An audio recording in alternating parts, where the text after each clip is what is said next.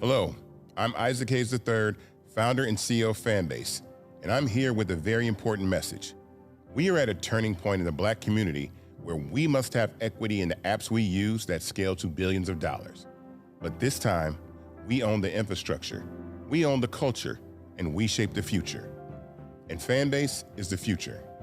Fanbase combines the free functionality of Instagram, TikTok, and YouTube into an all-in-one platform built for the evolution of social media and monetization. With over 1.4 million users, that's real proof that we are shifting the conversation of tech ownership and equity for creators. So right now, I want you to go to startengine.com/fanbase and invest today. The minimum to invest is $399. That gets you 60 shares of stock in Fanbase at $665 a share. This marks a turning point in Black ownership of social media. If we don't take this opportunity to own social media right now, we will always be customers to our own creations. And that can't go on. So once again, go to startengine.com/fanbase and invest today. We must own the platforms where our voices live, our stories matter, and where our culture drives the world. Thank you. Folks, Black Star Network is here. I'm real revolutionary right now. Support this man, Black media. He makes sure that our stories are told. Thank you for being the voice of Black America, Roland. Stay black. I love y'all. All momentum we have now, we have to keep this going. The video looks phenomenal. See, this difference between Black Star Network and Black-owned media and something like CNN. You can't be Black-owned media and be scared. It's time to be smart. Bring your eyeballs home. You dig?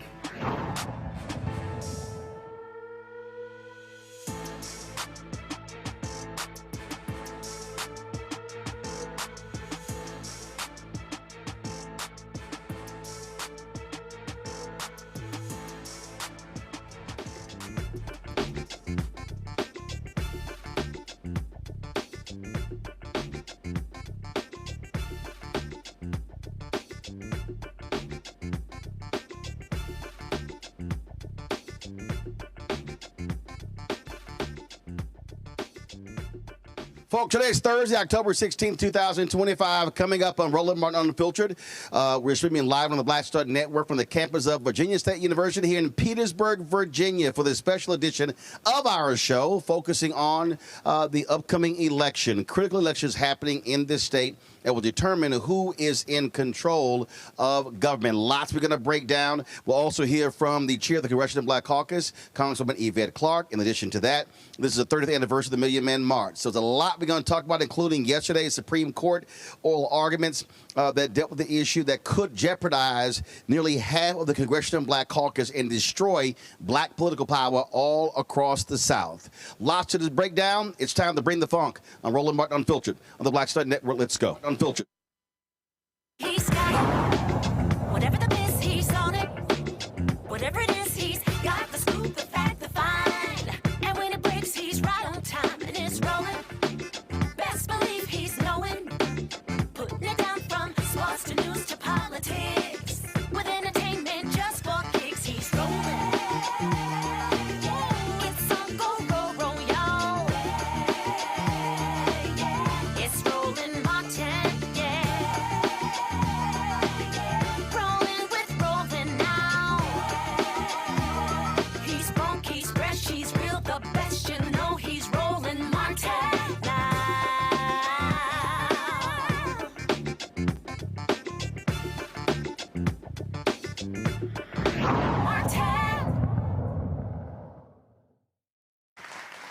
Folks, we're live on the campus of Virginia State University here in Petersburg, Virginia, for our Voices, Our Vote Town Hall with Virginia Democrats and the Virginia Legislative Black Caucus. Glad to be here. Lots that we're going to talk about because we have a crucial election that's taking place 2 years ago. And we travel all across Virginia talking to voters because at that time you had Democrats who were trying to regain control of the House. If they did so, Don Scott would become the first black Speaker of the House here in Virginia.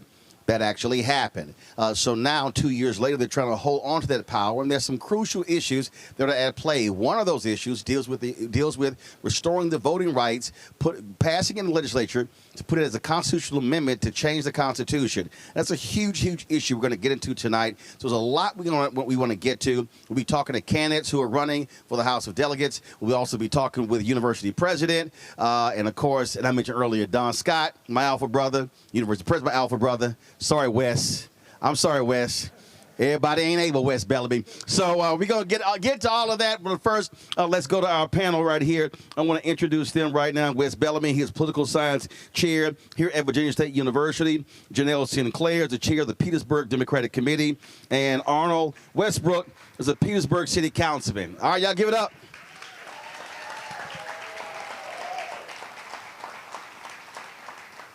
You know, one of the things that we keep emphasizing is that we have to be maximizing our voting power. And what we have seen is when we do that, 2008, for the first time in history, Wes, African Americans, percentage-wise, outvoted white Americans. But since then, and that was because of the election of President Barack Obama, since then, we've seen those numbers go down. We're seeing the results of that, what happens when we don't vote our numbers. You've had some elections in this state that if we turned out at 75% of our capacity, we sweep elections. And so let's talk about that. What needs to happen for us to really lock and load to get people to understand that we cannot leave our power at home untapped and unused?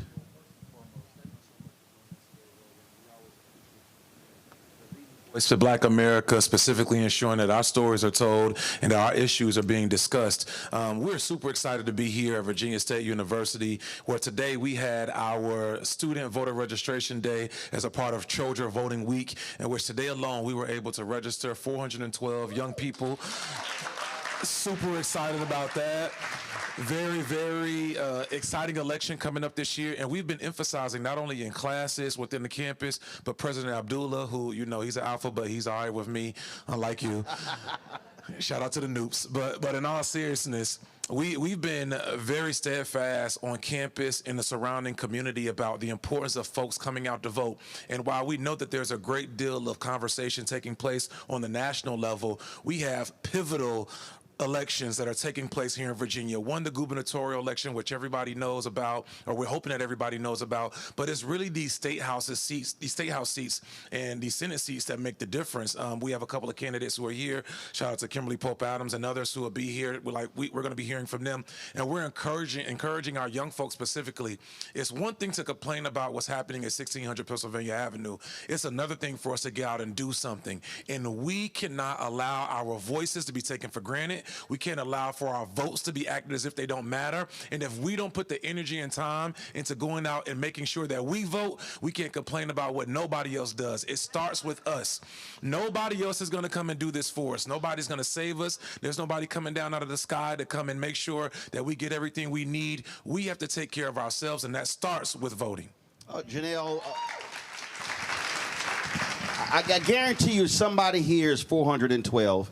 And they say, okay, it's 412. Well, let's go back to Sherry Beasley. When she ran for Chief Justice of the North Carolina Supreme Court, had she won, Democrats would have had a 6-1 control of the state Supreme Court.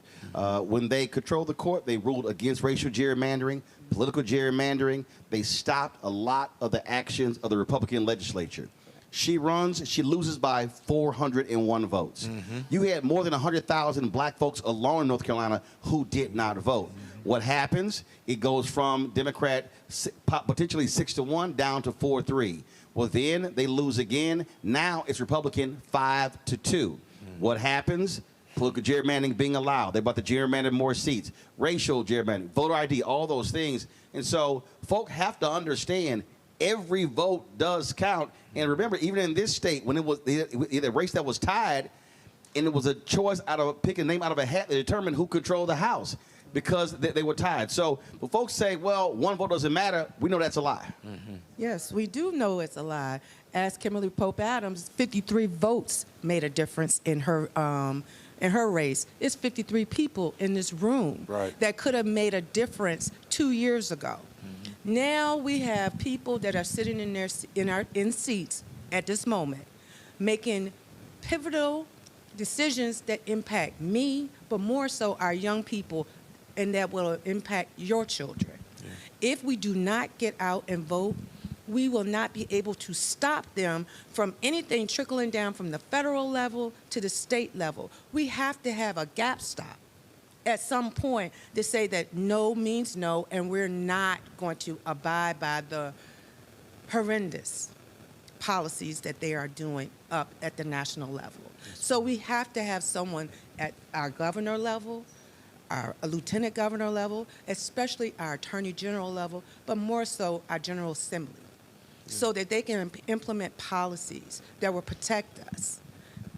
Absolutely. Before I go to Arnold, just folks know, we always, when we go to many places, we invited Petersburg Mayor Sam Parham to come on today's show, but he declined the invitation to come. And so, just so folks know, so folks like, man, y'all invite the mayor? We did. He ain't here. Listen, I'm just stating a fact. Councilman, one of the things that I'm always saying, though, that it's one thing to tell folk they need to vote. It's one thing to say, hey, we need to get you to register. But we have to also really begin connecting the dots. Because let's just be honest, a lot of folk have no clue what the hell y'all do. They don't. People don't, a lot of people don't know how the difference between a city councilman, a county exec, a state rep, a state senate, what a school board does. You get members of Congress who say they get phone calls that's about stuff that's really the city or the really a county job. And so we also have to have, after the election, before the next election, constantly what I call voter education, civics 101, so people really understand how government works and how government impacts every facet of a person's life. I definitely would agree with that. On behalf of Mayor Parham, who was a little bit under the weather, I am stepping in on his behalf. He should have told me he was sick. Well, that's a big thing, like communication. Communication in our communities is very important, and I think it does start with the youth and this new generation of voters and not getting voter fatigue. I think that's what you kind of was alluding to, because in Virginia, we vote every year. But that's everywhere, though. I mean, no, not every state votes every year. No, probably. What I'm saying is, no matter where you go, there's going to be an election, whether it's a statewide, federal, city, county, or school board. So the reality is you're always going to have, and also depending upon what municipality you live in. And so I get people to say voter fatigue, but they sure not fatigued when electricity goes up. Correct. Not fatigued when they're looking for improvements for economic development. Correct. When they're talking about funding HBCUs. Correct. And so, again, other folk ain't tired. And I agree. We have to make sure that our students understand that this is a marathon and it's not a sprint, as well as our older people to pour back into the elders, to pour back into the youth and the middle class so that everybody's playing their part. And that's what I meant about communication, because it is a difference between being on city council as well as being on school board. I can't handle all the issues, but I kind of be informed of them so I can talk to the constituents, let them know that I am concerned. And I think it's about servant leadership, so that as I teach the students, whether it's my Crown Him guys, Call to the Kings, or my Crown Her girls, that I empower the young people to understand. Oh, what are Crown Her girls? You get the Crown Guy shout out. Well, see, the Crown Her girls are here. Y'all gonna put y'all crowns up? All right. Oh, so the dudes say something, y'all don't say nothing. We're working on that, Roland. We're working on it, Y'all Roland. ain't got no calls. See, I don't want to do all my calls because y'all ain't got no call and response. Just go, hey, Crown girls, hey. Well, we got one for everybody. We got one that everybody does. Can we get a Hell State? Hell State? Okay, that's good enough for you, brother. No, because the damn girls still ain't said nothing. It's a lot of calls. I'm just saying. Go ahead. See, I'm not gonna call out my Omega brothers. So I don't miss nothing, but go ahead. You know what I'm saying? I ain't missed that dupe and that alpha shout out, but again, we hear about all of us working together.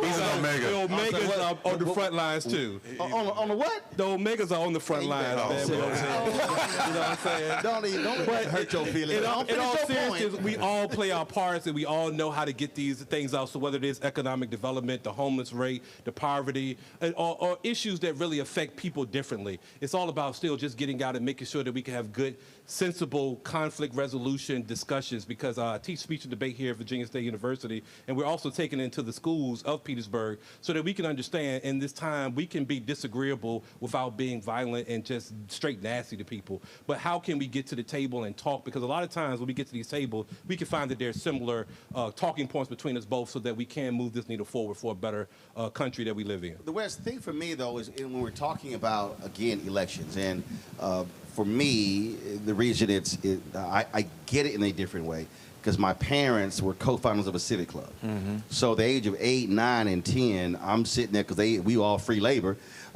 sitting here. So the granular issues that impacted a neighborhood, going to city council meeting, knowing who to call, how to get vacant lots cut, and how to get abandoned houses torn down. So I saw it at that level. Mm-hmm. And that's the thing I think we need to get many people to understand. And this is why I think voter education is so critically important, because that's the role of government. What has happened is folk are running around saying, well, government has no impact on my life. And I'm like, that's the dumbest crap I've ever heard in my life, because it impacts literally every facet of your life from the womb to the tomb. And so this idea that it does it, it's crazy. Yeah. I mean, we had this discussion in class just yesterday, and I want to give a special shout out to our SGA, who are all up here in the front row, Marquise, the president, and several others. They've been working diligently to ensure that, again, students are registered to vote, and we're talking about the issues. But one of the things we discussed in one of my classes yesterday was specifically when we talk about the school board, for example. Some people talk about, well, when I was in high school, I didn't learn Black history. I'm not learning it how I'm learning now. And we had a real civic lesson about, okay, well, if the governor appoints the members of the Board of Education, and then the board, which I served on the State Board of Education, and then the State Board of Education members direct the superintendents, who also work in conjunction with the school boards, and they say, well, this is the curriculum in which we want to see pointed out or put out for our communities. And if those curriculums are disadvantageous to Black folk and we're not able to learn what we need to learn, the issues isn't necessarily with the teachers. It's, again, us understanding who we need to put in the seats on the school board, but then also the appointment person. So that's why this gubernatorial election is of the utmost importance. Roland made a very pivotal point. We've seen across Virginia, there have been some cities in which water has been a very serious issue. Well, in many regards, that's a city and municipal municipal issue with some funding also coming or not coming from the state, but also not coming in from the federal level. We've seen the president currently say that there will be resources withheld from institutions that include HBCUs across the country for his bogus policies or lack thereof, for that matter. If there's never a reason... They're withholding billions from blue states and blue cities. Yeah, and being very intentional with saying right. if they're Democratic policy, if they're Democratic cities, we're not going to give them the money. If they're Democratic initiatives, we're not going to give them the money. And that's absolutely nonsensical. So again, y'all, if there was ever a time for us to be fired up, if there was ever a time for us to feel as if our ancestors are depending on us, if there was ever a time for us to stop saying the nonsense that we're not like our ancestors because they fought a lot harder than many of us will ever think about doing, it's now. We have to ensure that your cousin, your mom, your niece, your nephew, your auntie, everybody in your family needs to be registered to vote and then going to vote, because that's the first leg of the marathon. And then after we get that baton, we run into city council meetings, we run into school board meetings, we show up to committee meetings at the state appropriation meetings, we show up at the state house, we show up in the governor's house to ensure that they're doing what they say they're going to do, we show up in our congressmen's offices. We need to be engaged. We don't have time to play around and BS around. This institution wouldn't be here unless we had people who were fighting for us. This institution wouldn't get the nice dorms that we're working on. We wouldn't have this new building that we have without people like Eldon Burton and President Abdullah working to secure funds for us. So y'all, the least that we can do is go and fight and show up.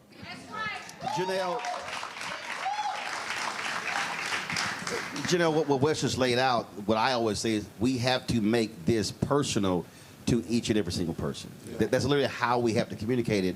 And it's not party. Granted, I know you're on the Democratic committee. What I tell people, this ain't a party thing. It's an issue thing. And then the question then becomes who supports your issues or the multiple issues. And so it's a stark contrast between, frankly, Democrats and Republicans. Correct. So I'll give you an example. Winston Sears is running for governor.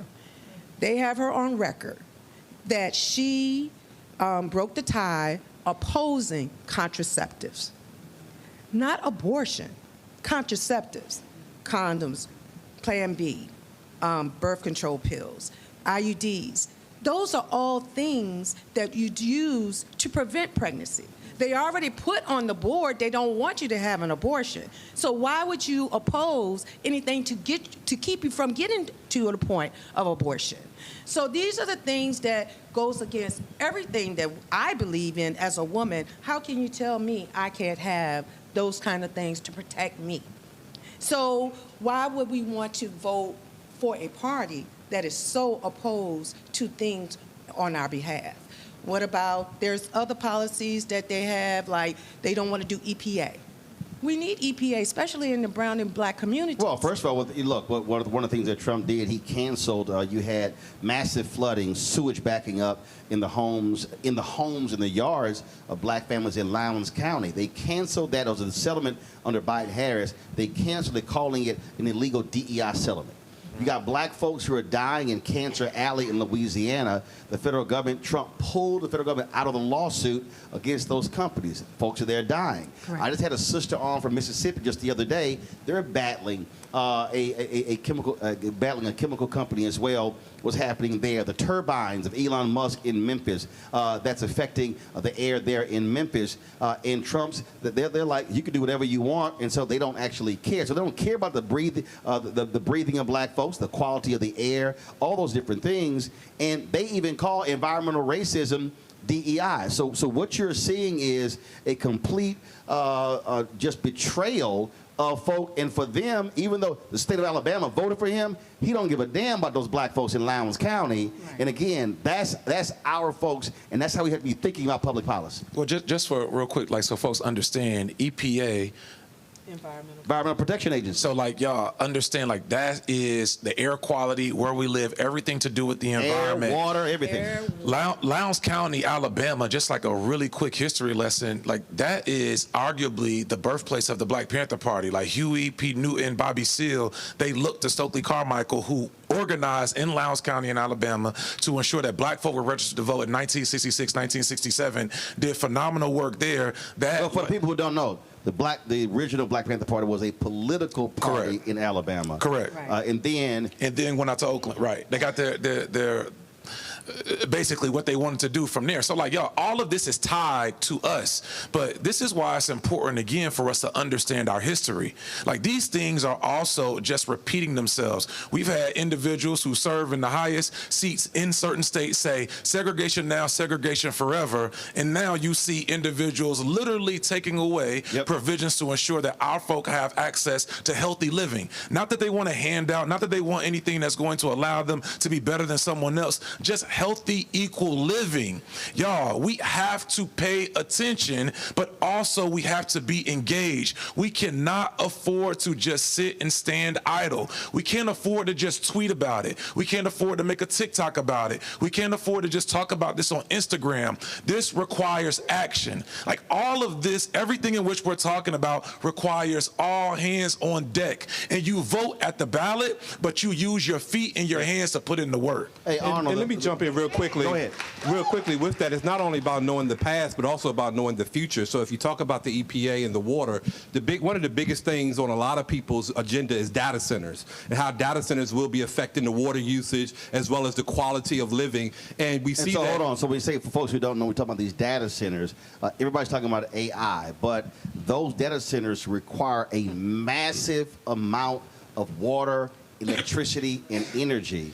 But see, the thing about it was, as I see it, we're trying to get them here in Petersburg because it would greatly help our tax base in lowering versus Loudoun County, who's one of the richest counties in Virginia, that's oversaturated with them. They never needed them. So when they get that pushback, the rich people didn't want them near them, but they'll put it in our neighborhoods, and it has to be in certain locations, but the AI generation is not going to stop. Yeah, well, no, it's not going to stop, but on that particular point, though, you've got to have environmental standards because there are towns in Louisiana and Texas where right now they are freaking out because of the massive water usage. Correct. So the data centers are drawing so much water in one place in Texas is causing rationing all across these towns. So it's one thing to say it's going to impact the property base, but then what then happens? You don't have enough water. Exactly. So what's the balance? Well, to me, the balance is it right for the people? And this is where the people come out. I don't want to make a vote for 34,000 people without understanding what does the will of the people want. And this is why I'm going out door to door and I talk to people. And that this is just one major issue of the future. But it's also Petersburg, Virginia has ranked number 10. For 10 years straight, the unhealthiest place in the state of Virginia. And to me, that's a problem of why is it that we can't get these things moving ahead? And it's because I think more people are depending on that person to come out of the sky to save us instead of we come into those city council meetings, we go and talking to the legislator so that we can change the homeless rate, the poverty rate, help out with social services, all these things, as well as education, because our education system is suffering. But again, it's only suffering because we have to be more involved. Janelle, final comment. Yes, I would say with the data centers coming to Petersburg, it's more important to have the EPA to be solid, not withdrawn, because if that does come, what's going to protect the people? Listen, you can forget the federal EPA. Right. No. What that means is you're going to have a strong state environmental protection agency. So that is why it's important that we vote the right people in as our governor, Abigail Spanberger, our lieutenant governor, Hashmi, I don't want to mess up her first name, and our Attorney General, Jay Jones. And yes, I did say Jay Jones. But let me and our General Assembly delegate, Kimberly Pope Adams. But not to take away from that, also who you put on council, because then we elect the local EPA, and we put those people on boards. So when is the next city council election? Tuesday. This upcoming Tuesday. Next year. Oh, next year. Next city council. Excuse me, next year. Next year. Got it. All right. See, that's what I'm saying. So you got to get. See, it's election this year. It's one next year. Odd numbers there next you go. year. All right, give it for our panel, folks. Thank you. Going to go to a break. We come back. We're going to chat with the Congresswoman Yvette Clarke, who is chair of the Congressional Black Caucus. You're watching Roland Martin Unfiltered right here on the Black Star Network, live from the campus of Virginia State University in Petersburg, Virginia. Back in a moment.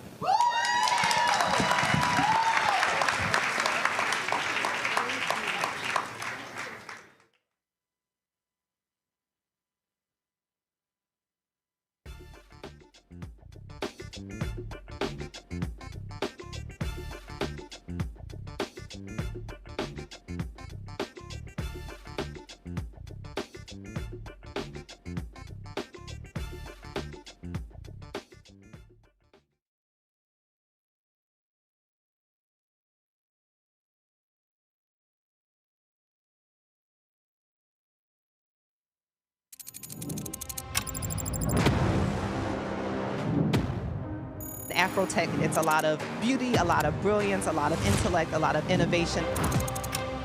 Companies that are most diverse are more profitable. We're getting culture, we're getting community, we're getting the best of the best. And not only are we here to greet each other, but we're here to network and to elevate each other. Everybody from all the major tech companies here, and that means that now everybody's in the same domain.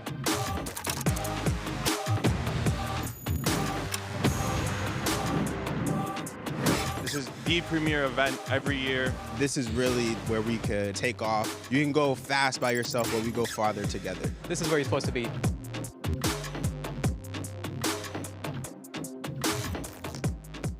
This week on The Other Side of Change. Book bans, anti-intellectualism, and Trump's continued war on wisdom. This is a coordinated backlash to progress. At the end of the day, conservatives realized that they couldn't win a debate on facts. They started using our language against us, right? Remember when we were all woke and the woke movement and all that kind of stuff? Now everything is anti-woke, right? When we were talking about including diversity, equity, inclusion, and higher education, now it's anti-DEI. All this are efforts to suppress the truth because truth empowers people. You're watching The Other Side of Change only on the Black Star Network. Hello, hello, hello. I'm Jerry Johnson from Harlem on Prime, and you're watching the Black Star Network.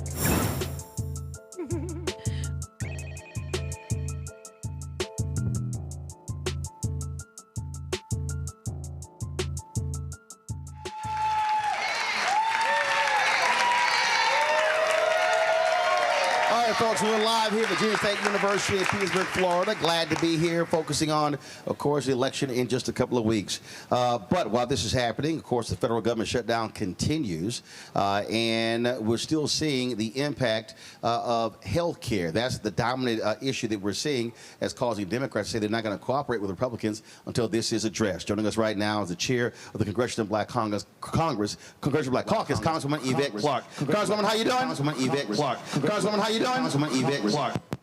It's great to be with you and your audience. I'll be in the interview here, but I can't hear.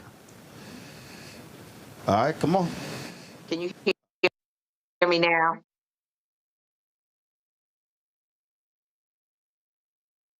Me? All right, she's going in and out, folks. All right, she's going in and out. All right, so Congresswoman, keep talking. Can you hear me now, Roland? All right, I can hear you now. I can hear you now. So first off, again, we are entering, we're now heading towards a third week. House Speaker Mike Johnson still will not call Democrats into session. And what do you hear from your constituents? Are they standing behind you and other CBC members holding out with this government shutdown over the issue of health care? Absolutely. My constituency here in Brooklyn, New York, very clear on the imperative here. They recognize that this is non-negotiable. And when we say non-negotiable, we mean that we must address this healthcare crisis. Without our work and support in getting this as part of the negotiation, there is no trust in the Republican Congress, in the Republican White House, that they will come to the rescue. This is a five-alarm fire. We recognize that so much is going on in terms of attacks from the Trump administration and the enabling of that by Republicans in Congress. However, we know that at the heart of everything is good health. Without our health, nothing else really can happen. And the idea of having 20 million people who currently have health insurance, for that to uh, be out of their reach within the next 2 months is too much to bear. And so my constituents here in New York City, in Brooklyn, are a bit of this fight, and they support it wholeheartedly. Robert Reich, former labor secretary, sent out this tweet today that I thought was interesting. He said, open enrollment for the ACA plans began yesterday in Idaho. One couple got notice that their monthly premium next year would jump from $51 to $2,232 as subsidies expire. 25,000 Idahoans are expected to be priced out of coverage. This is what's at stake in Trump's shutdown. And one of the things that I've said, I said this to DNC Chair Ken Martin yesterday, I said to Senator Chuck Schumer, Democratic leader Hakeem Jeffries, it's one thing having politicians talk about what's going on, but you've got to put a face on it.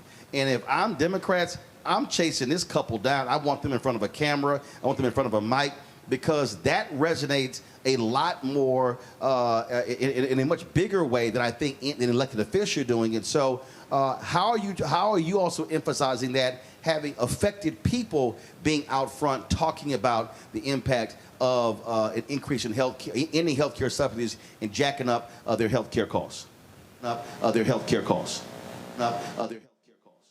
Be aware that the House of Representatives has not been called back into session by Speaker Johnson, but Democrats have been going back to Washington each week of this shutdown, and in each week we've had a public press conference on the steps of the House of Representatives with individuals from across this country who are telling their stories about how the ACA meets the needs of their families, and what this increase in fees, in deductibles, in their for purchasing in the marketplace will mean in terms of their ability to even access that care. For so many of those who came to either testify at some of the steering and policy hearings that we've been having, as well as at our press conferences, that this would mean that they would eventually have to drop their coverage, because they won't be able to afford it. With the skyrocketing cost of living all the way around, add to that the quadrupling in many cases of their deductibles for their access to health care. Folks just can't afford it, and they are with us, standing with us, telling their stories, so that we can put a face to what this actually means. And I think most Americans understand what it means. They're getting letters in the mail too. These letters are going out across this nation as we speak, and folks understand what's before us. And again, the encouragement that we are receiving is enormous in terms of people understanding why it's critical that we prevail with our colleagues on the other side of the aisle to fix this crisis. Let me switch to another issue, and that dealing with the oral arguments yesterday before the Supreme Court. Based upon the questions they raised, we potentially going to see this court rule against Section 2, and we could see anywhere from 12 to 30 congressional seats wiped out of African Americans and Latinos. We're talking about destroying black political power, especially in the South. And just your thoughts after yesterday's oral arguments. It's just disgraceful. I had a number of CBC members actually seated in the court for the entire proceeding, and their takeaway is that the Supreme Court is actually looking for a way to put an end to Section 2 of the Voting Rights Act, essentially rendering the Voting Rights Act a relic of our history. That would be devastating. devastating across this nation. It would be just a travesty in terms of the history of this country, the lives that were put on the line to secure voting rights for people of African descent. And as you rightly stated, the disappearing of a number of members who were elected by the voting through the Voting Rights Act to represent constituencies across this nation. Many people don't realize it, but the city of New York was governed by the Voting Rights Act as well, so that people, the diversity of who we are, particularly African Americans who have been prohibited from voting for so long, would have the opportunity in the wake of obtaining the franchise to elect individuals who come from their lived experiences, who they find affinity with in terms of policy and vision for inclusion and diversity in our nation and equity.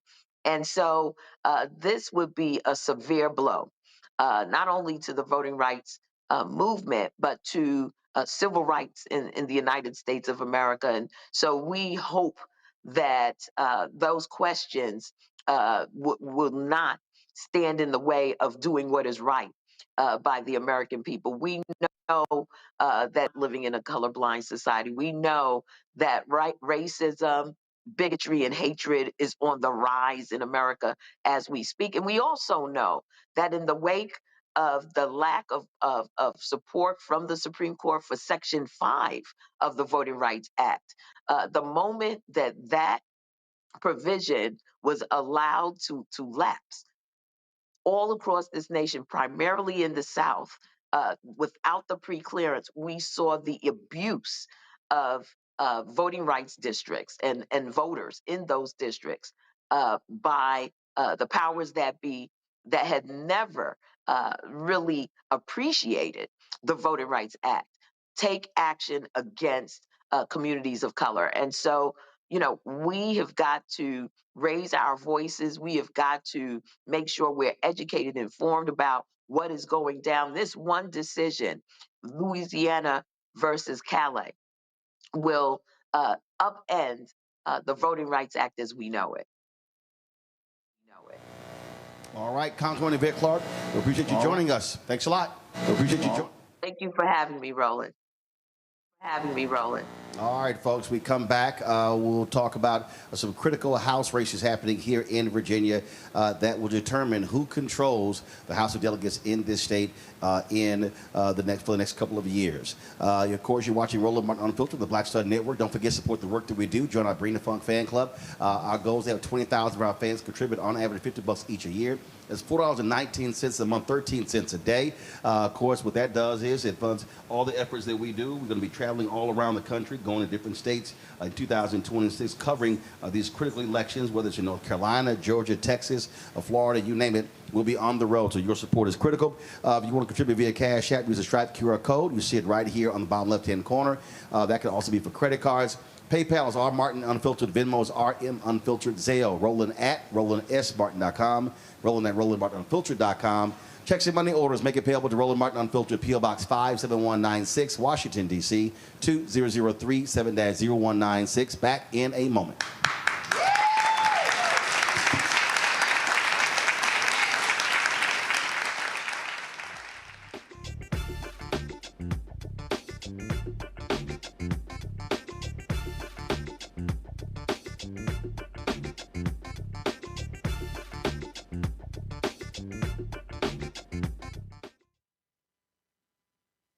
If in this country right now, you have people get up in the morning and the only thing they can think about is how many people they can hurt, and they got the power, that's the time for mourning. For better or worse, what makes America special, it's that legal system that's supposed to protect minorities from the tyranny of the majority. We are at a point of a moral emergency. We must raise a voice of outrage. We must raise a voice of compassion, and we must raise a voice of unity. We are not in a crisis of party versus party. We are in a crisis of civilization, a human rights crisis, and a crisis of democracy itself. And guess what? You've been chosen to make sure that those that would destroy, those that would hate, don't have the final say, and they don't ultimately win. They said the quiet part out loud. Black votes are a threat, so they erased them. After the Supreme Court gutted the Voting Rights Act in 2013, Republican legislatures moved fast. New voter ID laws, polling place shutdowns, purges of black voters from the rolls. Trump's Justice Department didn't stop it, they joined in. In 2018, his DOJ backed Ohio's voter purge system, a scheme that disproportionately erased black voters. Their goal, erase black votes and political power. Yeah, that happened. These are the kinds of stories that we cover every day on Roland Martin Unfiltered. Subscribe on YouTube and download the Black Star Network app. Support fact-based independent journalism that centers African Americans and the issues that matter to our community.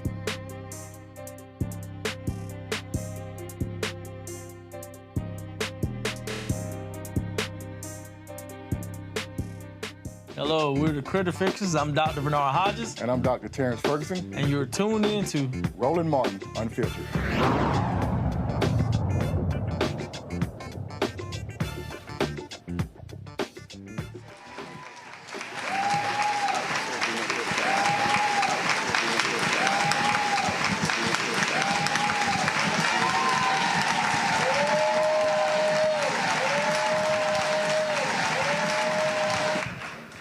Folks, 2 years ago, we traveled around this state. My next guest was running for the House of Delegates, lost by 53 votes. Is that what it was? And so now she is running again. Put your hands together for Kimberly Pope Adams.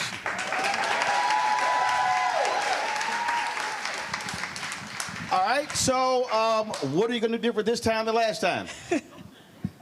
Get 54 more votes. So how are you going to do that? I mean, after last time, what assessment did you do looking at your campaign, and what assessment did you do to look at why you lost? What did you do? Yes. Well, first I want to thank you for having me. Thank you for being here 2 years ago. And I will say this, I don't say that I lost, I say that I fell short because I learned so much.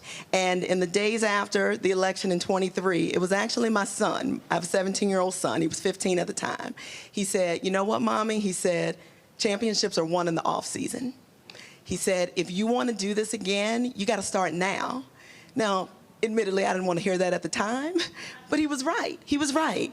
So what I decided to do, I took a little time off for the holidays, but once we got first of the year, I kept staying involved.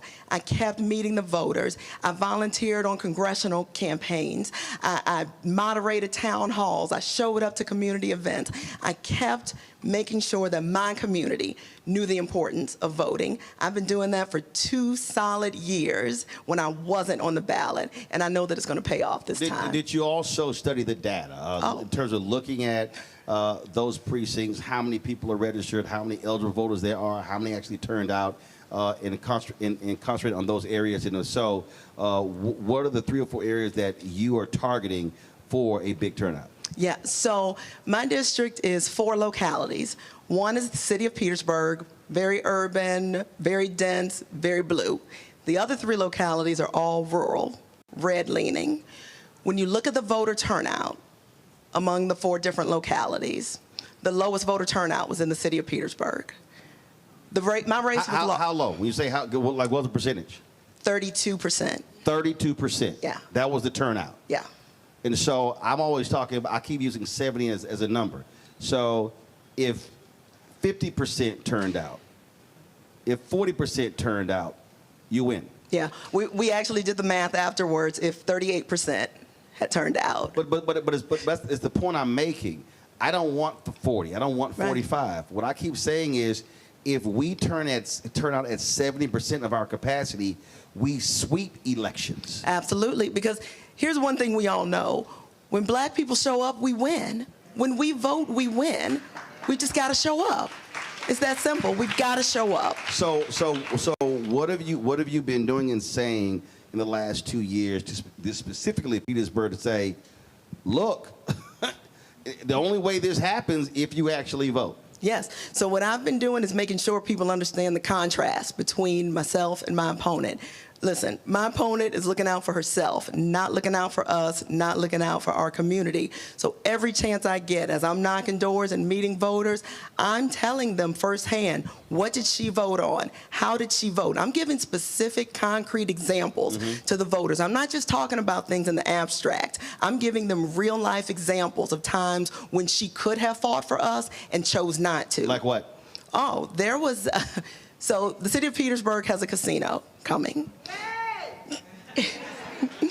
We have a casino coming, and my opponent supported legislation that would have forced the city of Petersburg to share the revenue among 5 localities. 5 localities that never fought for a casino, never showed any interest in a casino. Wait a minute, so be 5 other cities? Yes. So the casino will be in Petersburg? Yes. And so she wanted the money to be shared with them? Yes. Why? You'd have to ask her. Okay, go ahead. So when we found that out, we mobilized. I mean, we wrote letters. We've reached out to the General Assembly. We made sure that the people who were supporting that bill knew how we felt about it, and it died. It died. It did not pass. So because of our voices, when we stood together, we made sure they understood what was important to us. And those are the examples that I make sure to remind people if we aren't looking, they'll try it again. And the only way to ensure that she and others like her can't try it again is by voting them out. Because our vote can do 2 things. It can hire and it can fire. So running against someone is one thing, running for is another. What are your priorities if elected? Yes, so as I said, I'm a mother. My son's a senior in high school, public high school. Public school education is very important to me. I believe we can invest more than we currently do. I know that college isn't for everyone, so I'm very much a supporter of the trades, vocational technology, well, when I was in school, we called it VOTEC. Making sure we have plumbers, welders, electricians, good paying jobs that don't require a college degree. Also jobs that can't be outsourced across the ocean. Absolutely, absolutely. When you teach someone a skill, when you teach someone a trade, how to work with their hands, that's theirs forever. So I want to make sure that we equip our public school students with the ability to take care of themselves, not to need mounting student debt to have a livelihood. What else? Oh, well, in Virginia there are 3 constitutional amendments that are coming back around. The General Assembly's voted on them once, and they passed. However, in Virginia, you have to vote on them a second time before it even makes it to the voter. And those 3 are? Marriage equality, reproductive freedom, and automatic restoration of rights. Right now, Virginia is the only state in the United States where you do not get your rights restored upon paying your debt to society. You have to ask the governor specifically and hope that the governor grants you back your rights. But also, folks who don't know, that is a law that dates back to the early 1900s and was a racist law. It had absolute racist intent. The lawmaker that advanced it literally said, we're doing this to keep the niggas from voting. This is a Jim Crow era legislation that we have an opportunity to right as long as we come out and vote. And so if it passes for the second time, then it gets put on the ballot in November. Yes, yes. So for those Republicans who voted against it the first time, they weren't even voting against the amendment. They were voting against our right as voters to even decide on the matter. So we've got to make sure that we not only keep our Democrat majority, but expand it so that we can vote, we can pass these amendments for the second time so that everyone in this room has the opportunity for themselves to vote on it next November. Don't know if your opponent has spoken on this, but when the Biden-Harris administration, they sent a letter to a variety of states that showed that a number of HBCUs were cheated out of upwards of $13 billion in land grant money. And Virginia State is owed $277.5 million. Now, this has nothing to do with any new funding, any new request for funding. This is literally what this school was cheated out of for that certain period of time. If elected, are you going to sponsor legislation for that to be for that $277.5 million to be funded to Virginia State separate from any other funding request? Oh, absolutely. And let me tell you, in Virginia, we only have 2 land-grant universities, Virginia State University and Virginia Tech.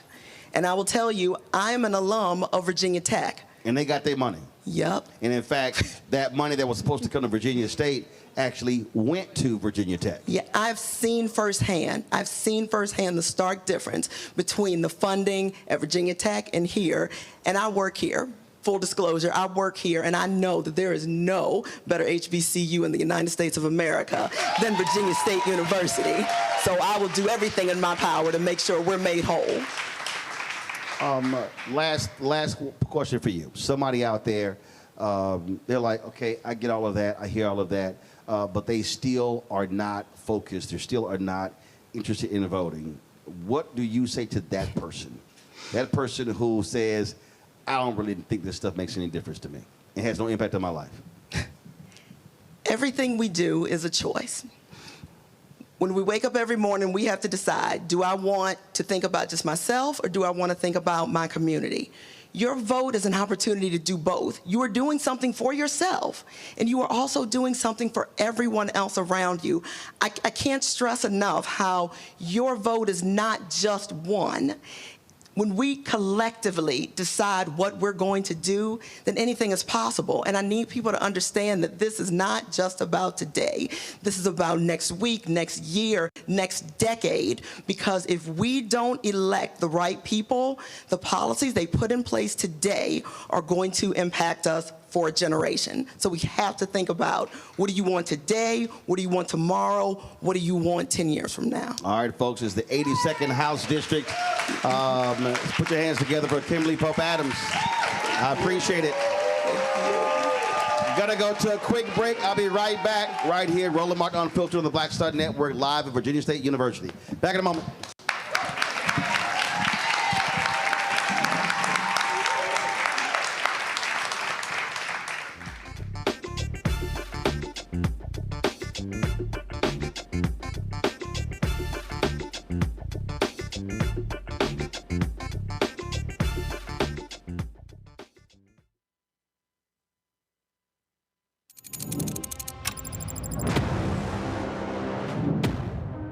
Afrotech, it's a lot of beauty, a lot of brilliance, a lot of intellect, a lot of innovation. Companies that are most diverse are more profitable.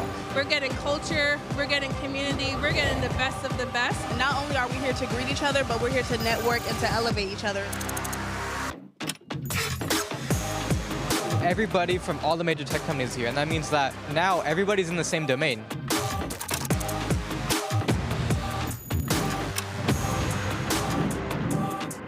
This is the premier event every year. This is really where we could take off. You can go fast by yourself, but we go farther together. This is where you're supposed to be.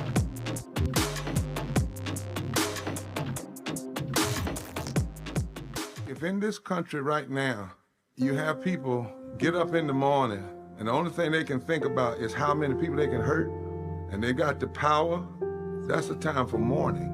For better or worse, what makes America special, it's that legal system that's supposed to protect minorities from the tyranny of the majority. We are at a point of a moral emergency. We must raise a voice of outrage. We must raise a voice of compassion. And we must raise a voice of unity. We are not in a crisis of party versus party. We are in a crisis of civilization, a human rights crisis, and a crisis of democracy itself. And guess what? You've been chosen to make sure that those that would destroy, those that would hate, don't have the final say, and they don't ultimately win. Farquhar, executive producer, a proud family. You're watching Roland Martin Unfiltered.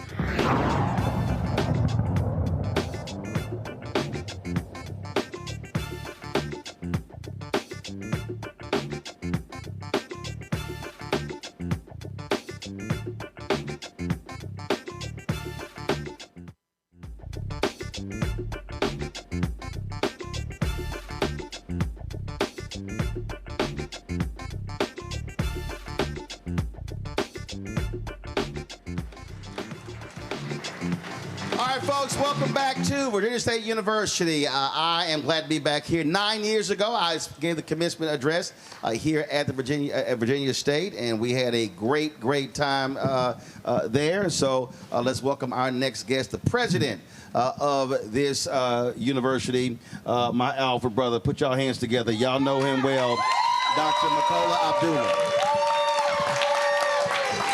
This is so we're talking about our voices, our vote, and this is the thing people understand. This is a state school. This is taxpayer money. That's right. So black folks have been spending money, have been paying taxes, sales tax, property tax, vehicle tax, all of this, and we expect our institutions to be as well funded as the University of Virginia, Virginia Tech, and others. That's right. That's right. And I think the key is, you talked about it earlier. You talked about what a difference 400 students makes. We're about almost 6,000 students now, about 5,800 students. If you count faculty and staff, then you're almost close to 7,000. If the people at Virginia State University vote in local elections, whether it's Petersburg or Chesterfield County, they can swing every election in our local area. And regardless of who they vote for, the issue becomes them. And if the issue becomes them, then the issue becomes Virginia State University. So we're not red or blue, we're orange and blue, Virginia State, and we're voting on the issue of VSU. And the thing is, in many of these places, let's just be honest, they're scared of HBCUs. You take North Carolina. The Republicans there literally split North Carolina A&T into 2 congressional districts, which is insane. I mean, I don't know how you split a college campus, because they did not want, just what you described, they did not want a mass turnout of HBCU students determining who the member of Congress is. In Prairie View, Waller County, they have been fighting Prairie View students for the longest, because if Prairie View students voted, their numbers, they could control the entire county commissioner's court. Look, our institution was built on that kind of political activism. You just had Kimberly Pope Adams here. She works at Virginia State University, but her seat was formerly held by the founder of Virginia State University, Alfred W. Harris. The first black congressman in the Commonwealth of Virginia held Jennifer McClellan's seat, John Mercer Langston. He was the president of Virginia State University. And so voting, activism has always been important at VSU, and that's why I'm so proud of whether it's Arnold Westbrook or Wes Bellamy, even though they're not members of Alpha Phi Alpha Fraternity Incorporated. Everybody couldn't get in. Everybody couldn't get in. But what I mean, it's true. No, I'm sorry. I'm sorry. But for us to not just have a dream, but to have a plan, a strategic plan, to make sure that we register our students and not for a presidential election. Many times as universities, we get excited and we get motivated around presidential elections, but to do it for local elections, I think is very important. And speaking of that, it was unfortunate that the twice impeached criminal convicted felon-in-chief would not do his second debate that was supposed to be. I was on your show talking about the debate that was supposed to happen here at Virginia State in this facility. The first presidential debate hosted by Historically Black College. It didn't happen. But again, all of that and all of this is to continue to motivate young people to vote. And so I started off this conversation the same way, because I need people to understand, when you talk about, all right, these are the things that we want for Virginia State, we want for Norfolk, but also how you can impact even private HBCUs in this state. It's state funding. Right. State funding, squeaky wheels gets the most grease. And so what folk have to understand, that when the election is over, I keep saying that's the end of one process, the beginning of another. The reality is, you just can't be, you and your administration and a few alumni can't be the only ones showing up in Richmond.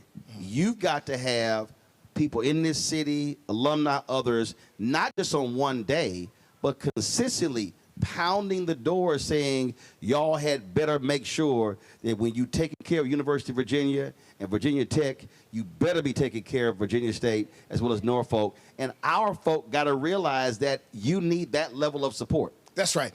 And you being here as an adjunct professor here at Virginia State University tonight, and having your guests who have sat in front here and talked to the students so they could see who the candidates are.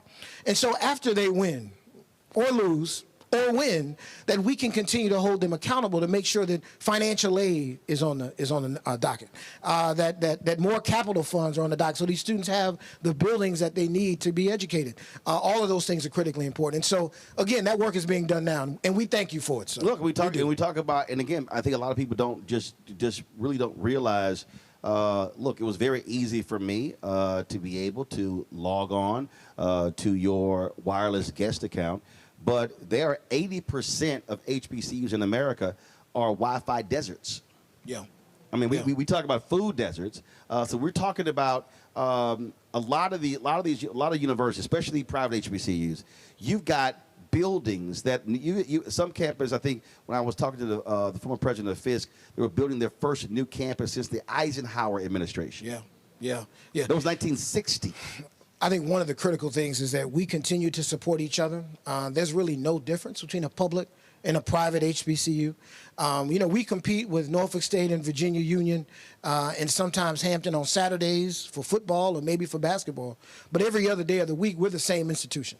And we have to lobby together. We have to move together because we serve the same mission to educate our kids. But it goes beyond just black students. Look, 20% of HBCUs have non-black student population.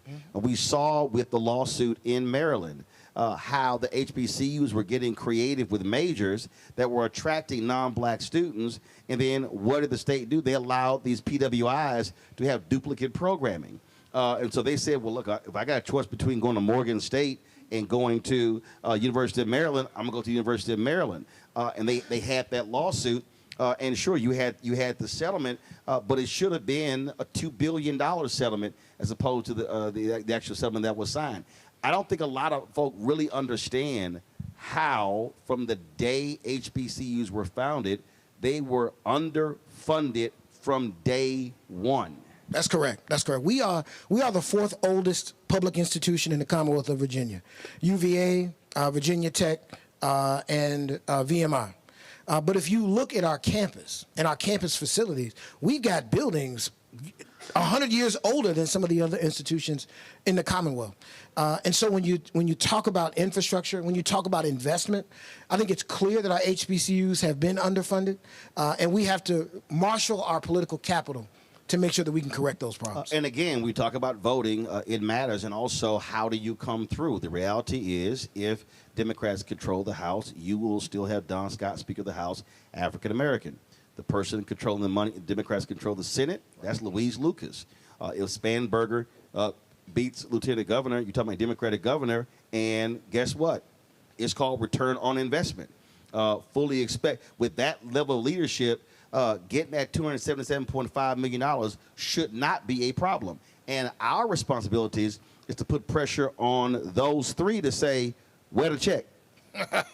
Well, look, it's important for me to say, Mr. Martin, that whether they're Democrats or Republicans that win, that we have to make sure that HBCUs are on the table all the time. We have had, now having said that, we've had incredible support. Don Scott, the Speaker of the House, and the House of Delegates have been wonderful. Louise Lucas, the President Pro Tem of the Senate, and the Senate have been wonderful supporting Virginia State University. The Governor has supported Virginia State University. And so we believe in all of those who support Virginia State University and the education of our young people. But I want more. Because it ain't like being greedy. It's well deserved. A good friend of mine said, we want our unfair share. We want more. And more importantly, not that we want more, they deserve more. That's right. Right? Our students deserve more. We are seeing massive changes on the federal level, Department of Education, cuts left and right. We're seeing attacks on universities literally being extorted to sign pledges. We just saw another university, another Ivy League school, tell the Trump administration, no, we're not signing that deal. How have you had to navigate the crazy terrain that we now see coming out of Washington, D.C.? Sir, as a university president, and I would say this across the board for all of my colleagues, we've always had to advocate, whether it's at the State House or in D.C. Sometimes we work with friends, people who love our HBCUs, and sometimes we work with people that don't love our HBCUs. But our jobs are to make sure that we can gather as much of the resources that we can so that our kids can go to school. That's critical. When you see slashing, Pell Grants, things along those lines, same thing. It's one of those things that people don't understand. That sure, when you hear Republicans in Congress say, "Oh, how we need to cut these things out," people not understanding the cost of education has exploded in the last 30 years. You can't. When I hear these idiots on Fox News talk about when they were in college, I'm like, fool. The credit hour when you were in college isn't even remotely the same as it is today. That's right. And so you can't act like, oh, just go get a job at a fast food restaurant. That's gonna pay your credit. That ain't happening. The world has changed. I like to say there's 5 partners who help us educate young people. There's the young people and their families themselves. There's the university in terms of trying to keep tuition low. There's the state government. There's the federal government, and there's private philanthropy. The federal government assists in higher education with the Pell Grant and access to loans. And if the Pell Grant doesn't grow with inflation, and it hasn't, then those who said they used to be able to work their way through college and get a Pell Grant, you can't do that now. And if the federal government removes certain access from our students to get loans, then they also won't be able to go to school, to get the capital that they need to go to school. And so it's important that everyone looks at these very important issues, especially our students, and votes towards those issues. Granted, this is a 4-year institution, but one of the things that we are seeing, and you heard Kimberly Pope Adams talk about it, and I actually was discussing this on my TV One show, my God, 15 years ago, when we talk about trades. Yeah.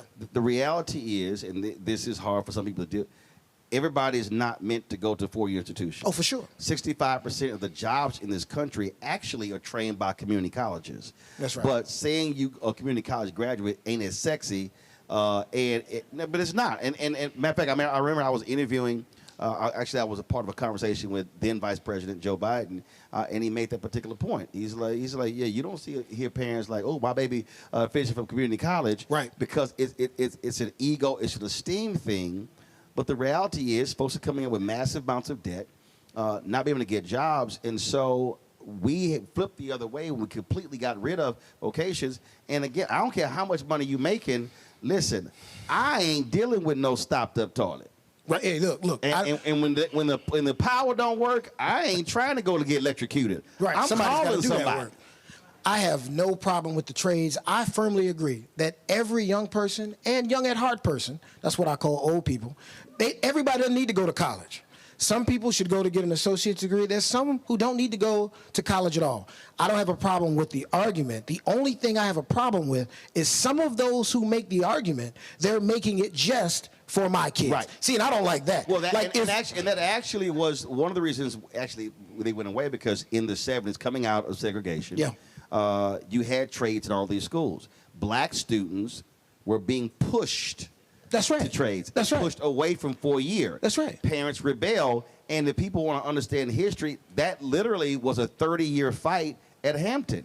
Look, when General Armstrong founded Hampton, he wanted the children that came out of slavery to be trained in agriculture. The black parents like, oh, hell no. We want sciences, law, whatever. So that was a 30-year battle at Hampton. So we saw that after Jim Crow with trades, and so they got wiped out of schools. But then the problem is they got totally taken out. That's right. And so there was no balance. No. The trades need to exist, and many of our kids need to be in the trades. But I am not going to take that message from someone who doesn't respect or understand or appreciate my kids, who are going to give them that message when they're going to send their own kids to college. Don't tell me that college isn't for them, but it's for yours. Right. Don't tell me that. Right. Absolutely. Absolutely. Last question for you, and that is, we are operating in this athletic NIL world. Sure. You've got a bill that NCAA others are pushing, and then they want HBCUs to get behind the bill, the SCORE Act, and in looking at that, I have some fundamental issues with it. Then I just saw something just earlier today, folks coming out opposing it. And so have you weighed in? Has Virginia State weighed in on this in terms of this NIL bill, trying to get Congress to limit how students get paid? Well, first, before I address that, and since this is the last question, I better say my wife's name, Dr. Akinyela Cobb Abdullah, the First Lady of Virginia State University. You know, she doesn't play any sports, and where's she at? And she's not doing it. No, she's not here. She's at home, but she's watching though. Yeah, you better give a shout out. She's watching, so I did that. I have weighed in. Look, I don't know all the details of the SCORE Act, but I do know this. I believe that young, particularly football and basketball players, particularly those who are in sports that are predominantly African American, that they deserve to get as much money as they can from what they're doing. Now, if they do that, we're Division II and we're a smaller school. Can we compete with some of the Power 5 conferences for that? No. But that's okay. Heck, I can't compete with them for coaches and some for faculty. I have to compete based on who our institution is. But I don't want anything to slow down our young black men and women from receiving the monies from their actions. I don't want any of that. So I don't know how that rhymes with the SCORE Act. Oh, listen, but I've made my point clear. I agree with 100%. What I do want changes. I don't want these agents getting 20%, ripping these folks off. I do believe there has to be some parameters there. But one of the points that I've made to folk is that I would literally argue that NIL is creating more annual wealth for black families than any other area. If you just look at, all of a sudden you've got high kids coming out, and it used to be the NFL was so used to, oh, that kid want to get drafted so he can buy mama a house. Mama getting a house as a freshman. So it's changing the game economically. I just want to make sure our brothers are getting financial literacy. They're saving, investing, and not burning that money on cars and jewelry, and understand how that's life-changing money in case you never even make it to the NFL. But yeah, all the folk who want to stop it, I'm like, y'all ain't trying to cut no coach's salary. Exactly. So I agree with you. Financial literacy is important, but let's do nothing to even if they mess it up. They still deserve to have it. I don't want them to mess it up. Oh, yeah. But even if they do, I want them to get all the money they can. Absolutely. President Abdullah, I appreciate it, brother. Thanks a lot. No, man, thanks for coming, brother. Folks, we come back. More candidates running for Virginia House. You're watching Roland Martin Unfiltered right here on the Black Star Network, live at Virginia State University. Back in a moment.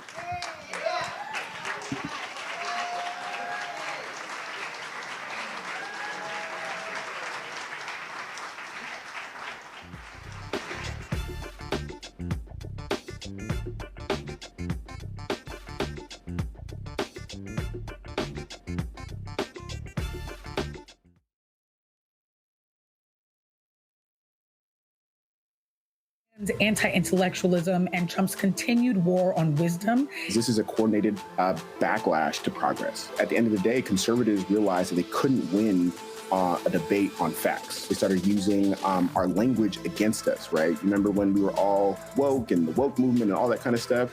Now everything is anti-woke, right? When we were talking about including diversity, equity, inclusion, higher education, now it's anti-DEI. All this are efforts to suppress the truth because truth empowers people. You're watching The Other Side of Change, only on the Black Star Network. This week on A Balanced Life with Dr. Jackie, we're continuing our series of putting in the work, A Chef's Journey. Are you an aspiring chef?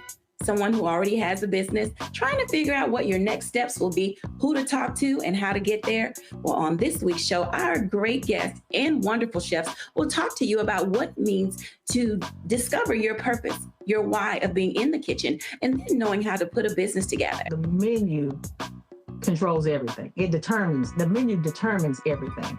But the business plan is where you have to go back to. When you get into the business, at the end of the day, social media and TV, all of that stuff is cool, but you still have to run a business. You still have to be in relationship with people. That's all next on A Balanced Life with Dr. Jackie here on Black Star Network.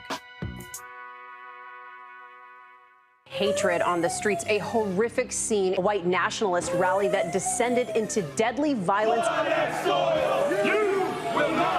White people are losing their damn minds.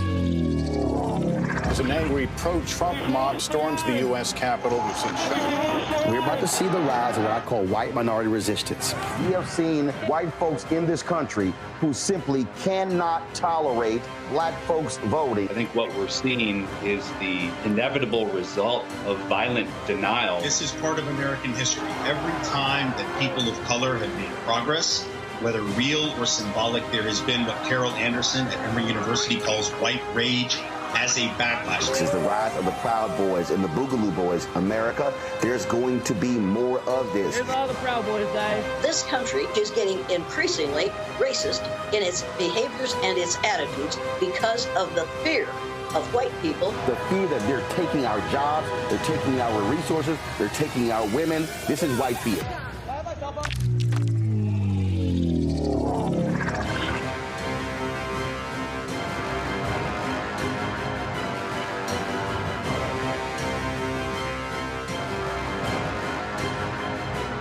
In this country right now, you have people get up in the morning, and the only thing they can think about is how many people they can hurt, and they got the power. That's the time for mourning. For better or worse, what makes America special, it's that legal system that's supposed to protect minorities from the tyranny of the majority. We are at a point of a moral emergency. We must raise a voice of outrage. We must raise a voice of compassion. And we must raise a voice of unity. We are not in a crisis of party versus party. We are in a crisis of civilization, a human rights crisis, and a crisis of democracy itself. And guess what? You've been chosen to make sure that those that would destroy, those that would hate, don't have the final say, and they don't ultimately win. They said the quiet part out loud. Black votes are a threat, so they erased them. After the Supreme Court gutted the Voting Rights Act in 2013, Republican legislatures moved fast. New voter ID laws, polling place shutdowns, purges of black voters from the rolls. Trump's Justice Department didn't stop it, they joined in. In 2018, his DOJ backed Ohio's voter purge system, a scheme that disproportionately erased black voters. Their goal, erase black votes and political power. Yeah, that happened. These are the kinds of stories that we cover every day on Roland Martin Unfiltered. Subscribe on YouTube and download the Black Star Network app. Support fact-based independent journalism that centers African Americans and the issues that matter to our community.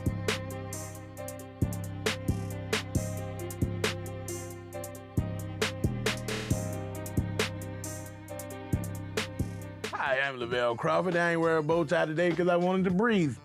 And you're watching Roland Martin Unfiltered.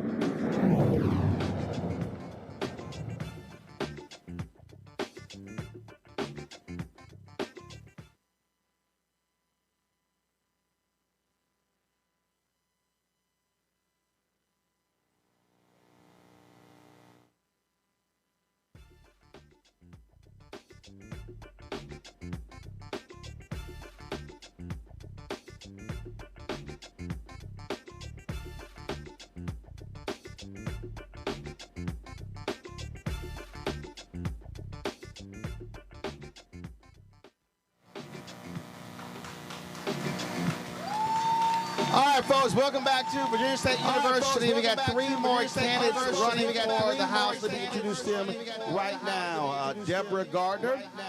She is running for District 76. Put your hands together for Deborah. Also joining us right here is Lindsay Dougherty. Lindsay, running in District 75. Also, Mike Jones represents Virginia's 77th District, running as well. So all three are running. So first and foremost, I'll throw this out first. As you're traveling around your districts, what's the dominant issue you are hearing from folks that they care about, that's most important in their minds? Thank you, Roland, and thank you so much for having me. I am currently in the House of Delegates, so I still am knocking doors, just like I'm in a pretty safe district. And what I'm hearing from my constituents is they're really worried. They're really afraid about what's happening in Washington, mostly regarding the economy and healthcare. And so we are trying to address some of those issues in the House of Delegates. I'm actually on Health and Human Services as one of my committees. I'm also on Finance as a freshman. I'm really proud of that. And so I'm able to hopefully alleviate some of their fears. But in all honesty, we're not like the federal government. We cannot make money. Yes, so one of the biggest things that I'm hearing about just general affordability, a lot of it is around accessibility and affordability of healthcare. It's something that me and my family have faced over the years, and comes up on doors whether they're Democrats, Republicans, or Independents. And so I think that all the things that you mentioned before about it not mattering what side of the aisle folks typically vote on. These are issues that impact our day-to-day life, regardless of what party we previously supported. And so we have to make that decision this year in Virginia on who we feel like is best going to lead us, provide a firewall of protection against what's happening at the federal level, but also building up our communities here in Virginia for the next 2 years. First of all, good evening, Michael Jones. Thanks for having us out. People are tired of the nonsense in D.C. On November 1st, there's roughly 57,000 Chesterfield residents and 36,000 Richmond residents who will not receive their SNAP benefits because of the shutdown. That's not getting enough airtime. We're not talking about that enough.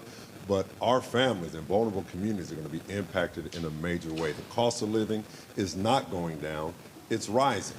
And many of the people that we represent, all three of us, and who Lindsay hopes to represent, they're not receiving the assistance from the government, federal and state, that they're going to need. And so we were talking about affordability.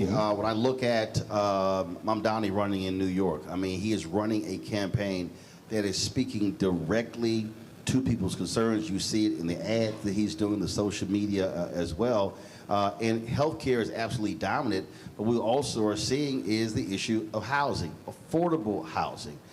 We've seen prices of homes explode all across the country over the last several years. And so what specifically do you hope to do, Lindsay, I'll start with you, if elected, to confront the issue of housing cost in your district? Yes, so I'm actually running against an opponent that voted against tax breaks for first-time home buyers. It seems like a no-brainer to me, and that's something that I personally would support when elected. She also voted to raise rents without notice to people, and since she is a landlord, that benefits her directly. And I think that doesn't serve our community. It doesn't represent what we need at a House of Delegates level, at a state Senate level, and is something that I will directly impact when we flip this seat. One of the things that we did, the city of Richmond actually has a tax incentive program for affordable housing projects. And that's going to be a model that we're going to use at the state level, that any builder that wants to come into a locality and do an affordable housing project, instead of a tax abatement program that basically gentrified the city of Richmond, those dollars are now shifted to putting affordable housing stock out there. And so that's key. That's something that we can do. As well, we have to ensure that the planning process, the planning and review process that a lot of our localities drag their feet on, it's just, it's raising the cost of those projects. When localities reduce the number of units in the name of infrastructure, right? You take a project that has 1,000 units, remove 200, you just increase the cost of that project by 20%. And the developer's not going to take that on. So we need to reduce the duplicative processes within a locality. We need to encourage them to get this process through within 9 to 10 months, not 18 months to 2 years. And for me, this year during the General Assembly, affordable housing was one of my issues. I actually put in 3 pieces of legislation, 2 of which actually went to the Housing Commission for study so we could bring them back. They did not die. And one in particular, which is really kind of critical, is that we have localities and we have the state who has surplus property.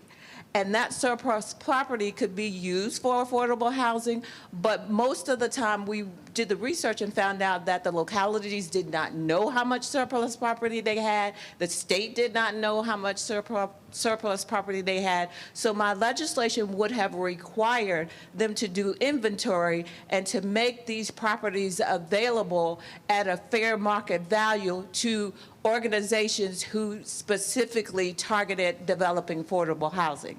And so it got sent to study. It did not die, but we've got to stop talking about the problem and start doing something. The other piece was to actually form a task force that would bring all of these pieces together, including the one that Delegate Jones talked about how long it takes to get housing through the process. And so that one is actually, they're working on pulling together, and it would have to report within a year and not just be something that you do and put on the shelf. I asked this question earlier. I talked about it with the president as well. So I'm going to ask each one of you to say yes or no. If you return to the delegate, if you are elected and you return as well, will you specifically support the state giving the $277.5 million that's owed to this school that was taken, with the money that came from the federal government, the land grant money? Do you support that? Hell yes. Absolutely. I work in a higher education university too, and we need to get these dollars into the communities that need them.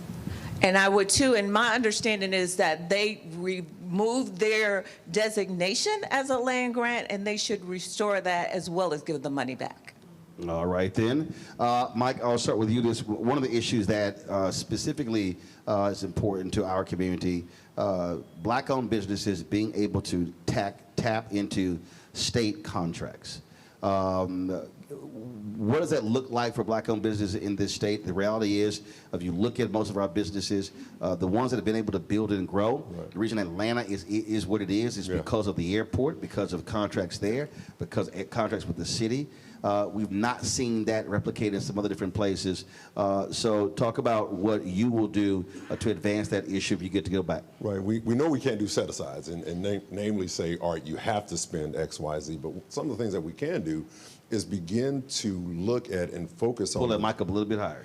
Hold our developers accountable, that the procurement processes, whether it's a locality, whether it's a state level, to ensure that they are being equitable in the dollars that they do in Atlanta. All right, if someone couldn't scale up to do the entire airport, okay, do the runway. How do we begin to do some of those things? What Maynard Jackson actually did was he broke. So I cover city government, county government, and the reality is, in order for you to bid on a prime contract, you had to have been a prime before. Well, if you never can become a prime, you can never be on a prime contract. So what he did was he actually broke the contracts up. So versus there being a $100 million contract, he broke it into 4 $25 million contracts or 10 $10 million contracts, so which gave somebody an opportunity to become a prime contractor. And once you become a prime one time, you now can bid on other prime contracts. Exactly. That's a way of doing it. That's not. Or when I covered City Hall in Fort Worth, one of the things they did was give preferential treatment to zip codes or to businesses in the city that are actually headquartered in the city. The last thing that Jackson did also was require banks, where the city put their money in those banks, to provide lines of credit to the businesses getting city contracts. He said, we're going to be paying them, but they can't survive on 6 months. And that's not a race-based policy. That can be for any business that has a state contract or a city contract. There are ways to actually help build capacity to get around those restrictions. And some of the things that we did, after my first session, we held a Banking While Black symposium, and we looked at how African-American businesses were not able to scale up or get the type of lending that white organizations could do. And so we Which is why Bean did get a PPP loan in the first place. Exactly. And so what we did this past session, put in a budget amendment that gave a grant, it was close to $250,000 to the Metropolitan Business League so they could help small businesses, black businesses, minority-owned businesses, begin the process of scaling up. And so that's something that I want to see just more robust, more dollars put there. Because if we help local organizations like MBL, Floyd Miller can get those dollars to the companies and the men and women that are actually out here doing that work and help them be successful. Do you want me? Yes. What I want to say is I'm actually a small business owner. I'm registered in Chesterfield County. And not only those kind of Girl, things. You gotta tell about what the business is. Huh? What's the business? I'm a consulting business. I do executive and executive coaching, but it's been on hold since I've been running. So Better always be selling. You better tell folks what it is. Go ahead. Yes, but along those same lines, we also have to make sure that they're not intentionally cutting them out. A group came to me to bring up possible legislation this session about how they have been kept out of this by having to check certain boxes, that if you've ever had a felon, then you can't bid on this, or if you ever, anybody in your company who has these certain things and you check those boxes, you can't even bid for some of those contracts. So we have to stop some of the roadblocks that are put in before small businesses, especially Black-owned businesses, to make sure that if they can bid on these things, that they're going to be qualified. As a small business owner, we also have to help processes where I have a macro business, but I have to jump through the same hoops that some of these larger businesses have, and that deters people from wanting to go into small business. And as we know, small businesses are the backbone of our community. They're the ones who provide the services to us every single day. Yes, so I think that, especially with the tariffs that are happening at the federal level, we need to really sow into the small businesses across our communities.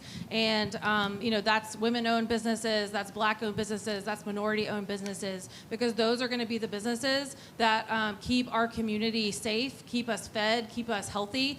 And so I think that if we're able to connect them to SWAM at the state level, help them navigate these procurement processes at the state level that are convoluted and have typically been built to kind of exclude people, then we will be successful in doing that. And so it's working with the small businesses in our communities to help them through that process, to connect them to resources and help them thrive, and then help our community thrive too. But the key, I'm being very specific, not small business, Black-owned businesses. Because what we've seen many of them get frozen out, left out, and the problem is they remain small. They have 1-2 employees. So the reality is we have to build scale. So that has to be an intentional effort by the state to say we're going to do that to provide access to folks that have often been left out. If you're able to grow Black-owned businesses, you can change in many of these communities. But it has to be the ability to be able to access city contracts, county contracts, state contracts, because we're seeing how they're being cut out on the federal level. And capital. Yeah. They have to be able to access that capital. Well, capital, but also contracts. I mean, yes. So part of the deal, what happens when we talk about, whenever this issue comes up, we spend lots of time talking about access to capital.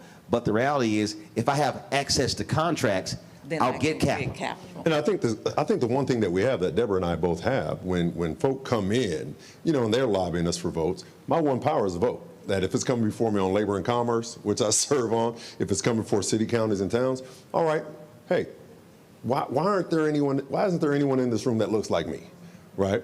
As our legislature in Virginia, as it blackens and browns, right?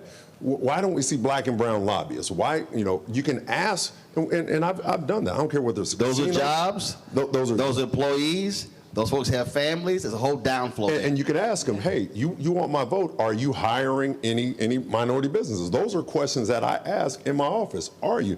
And if you're not, what do we need to do? Even with the unions, if all the union reps. I've been saying to unions for a long time. Yeah. Don't come begging for Black legislative votes, and then you're not hiring Black folks, especially the trades. Yeah. And even putting them in the apprentice programs. You look at those programs, you don't see many brown people. Yeah, but I ain't talking about apprentice. I'm talking about people who are not apprentice, who actually already have the skill set. Yeah. I've been on that for like 20 years, and the trades folks get mad at me all they want to, but I don't give a damn. I don't give a damn, because those are high-paying jobs that we often are frozen out of, and that's a problem when again they want Black votes for something to get passed, but where are those jobs? Yeah, and so when I go through their shops, I'm like, hold on, why I don't see any African Americans in here? Why I don't see anyone that looks like us in there? And I think that's up to us as legislators to really sound that alarm, sound that trumpet, and put that expectation out there that we want representation. We want to see individuals that look like us and that are being supported by us. And so that's key for me. Your individual districts, give me a sense of the black makeup of your district. My district is Chesterfield County. I only have one jurisdiction. It's predominantly white. I am the first black person, black Democrat to ever represent just Chesterfield statewide.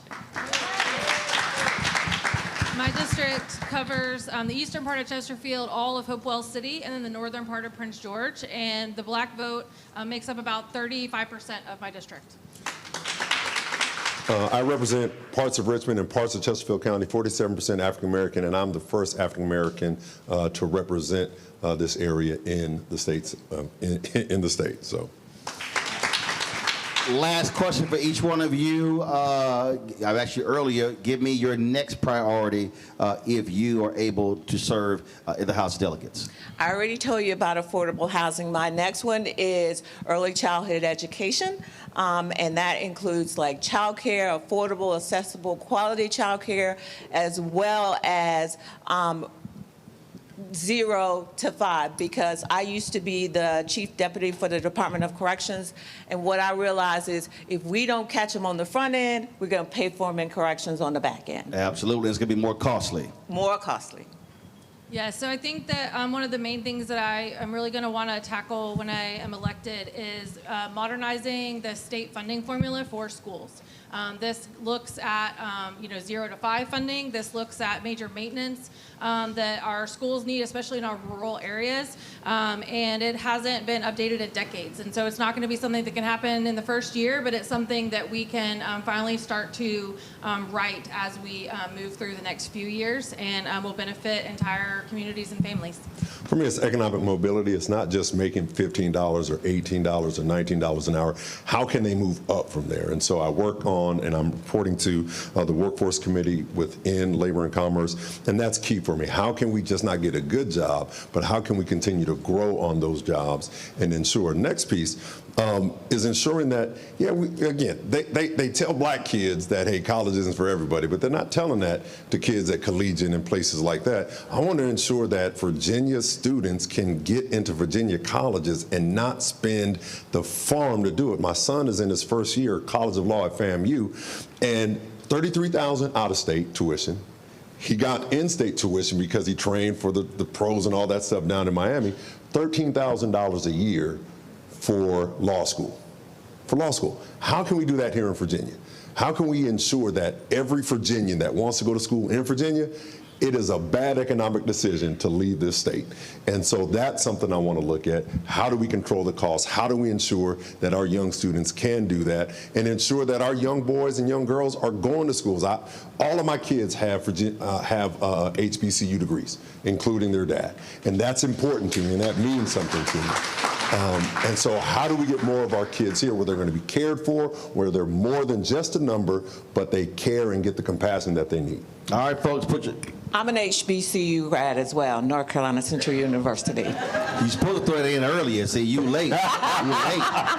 Put your hands together for Deborah Gardner, Lindsay Dowdy, Mike Jones. When we come back, we're going to hear from some of the students what's on their mind, what issues they want to see addressed by elected officials in Richmond.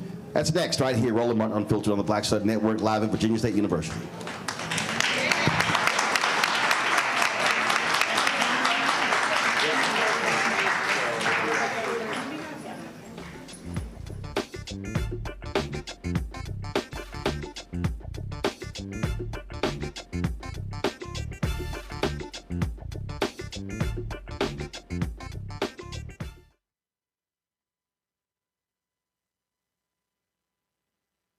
Next on the Black Table with me, Craig Calker. Why the America we live in today is not what the founders intended or what they outlined in the Declaration of Independence and even the Constitution. Professor and author Kermit Roosevelt will join us to talk about his book, The Nation That Never Was. How history was misinterpreted, the intent and realities of America's beginnings, and missed a much better story in the process. So if you have to pick some group to marginalize, I think it should be the people who are against equality. That's next on the Black Table, right here on the Black Star Network. said the quiet part out loud. Black votes are a threat, so they erased them. After the Supreme Court gutted the Voting Rights Act in 2013, Republican legislatures moved fast. New voter ID laws, polling place shutdowns, purges of black voters from the rolls. Trump's Justice Department didn't stop it, they joined in. In 2018, his DOJ backed Ohio's voter purge system, a scheme that disproportionately erased black voters. Their goal, erase black votes and political power. Yeah, that happened. These are the kinds of stories that we cover every day on Roland Martin Unfiltered. Subscribe on YouTube and download the Black Star Network app. Support fact-based independent journalism that centers African Americans and the issues that matter to our community.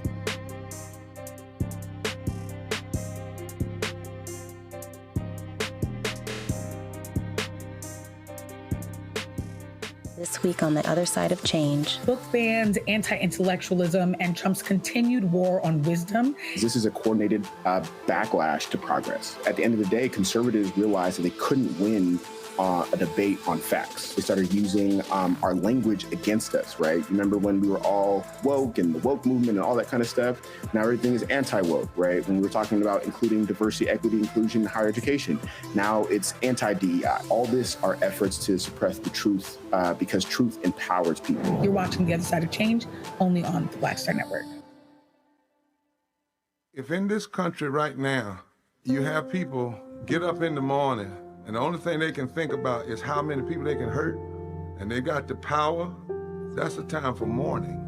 For better or worse, what makes America special, it's that legal system that's supposed to protect minorities from the tyranny of the majority. We are at a point of a moral emergency. We must raise a voice of outrage. We must raise a voice of compassion. And we must raise a voice of unity.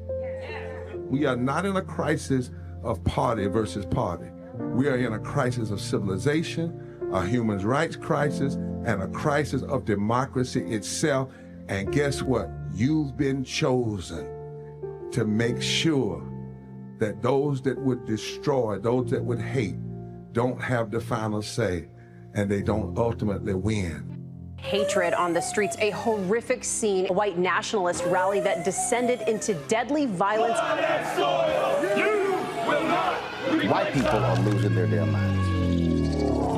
As an angry pro-Trump mob storms the U.S. Capitol, we've seen shooting. We're about to see the rise of what I call white minority resistance.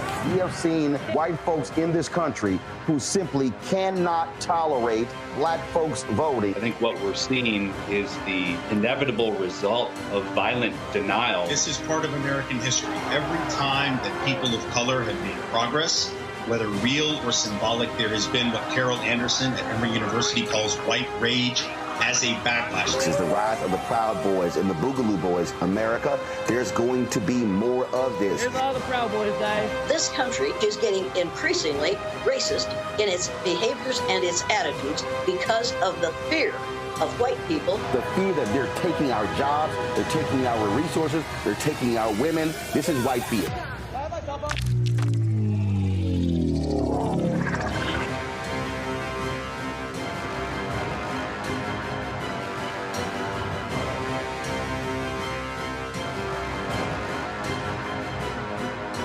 On the next Get Wealthy with me, Deborah Owens, America's Wealth Coach, we talk about the principles of mindset, strategy, and execution.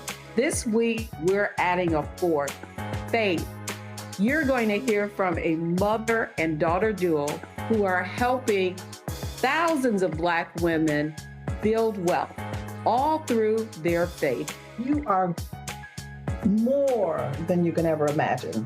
Not just obtaining things to show that, but seeing yourself. Making your faith work for you. That's right here on Get Wealthy, only on Black Star Network.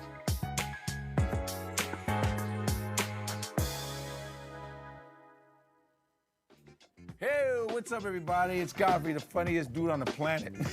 And you're watching Roland Martin Unfiltered.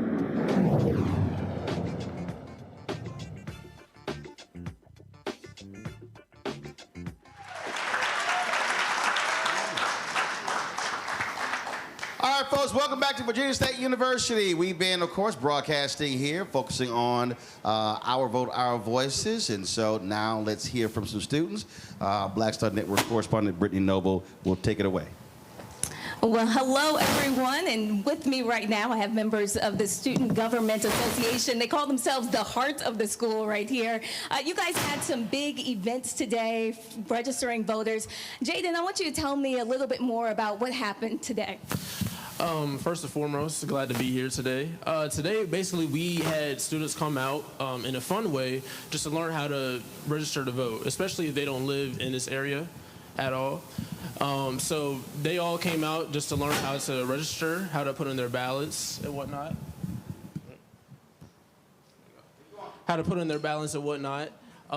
There was food, fun, music. Everybody had a good time, but it was also trying to learn the students, help them learn how to vote, how to put in that ballot, how important it is. So that's what we did today. And you had hundreds of students that signed up to vote today, correct?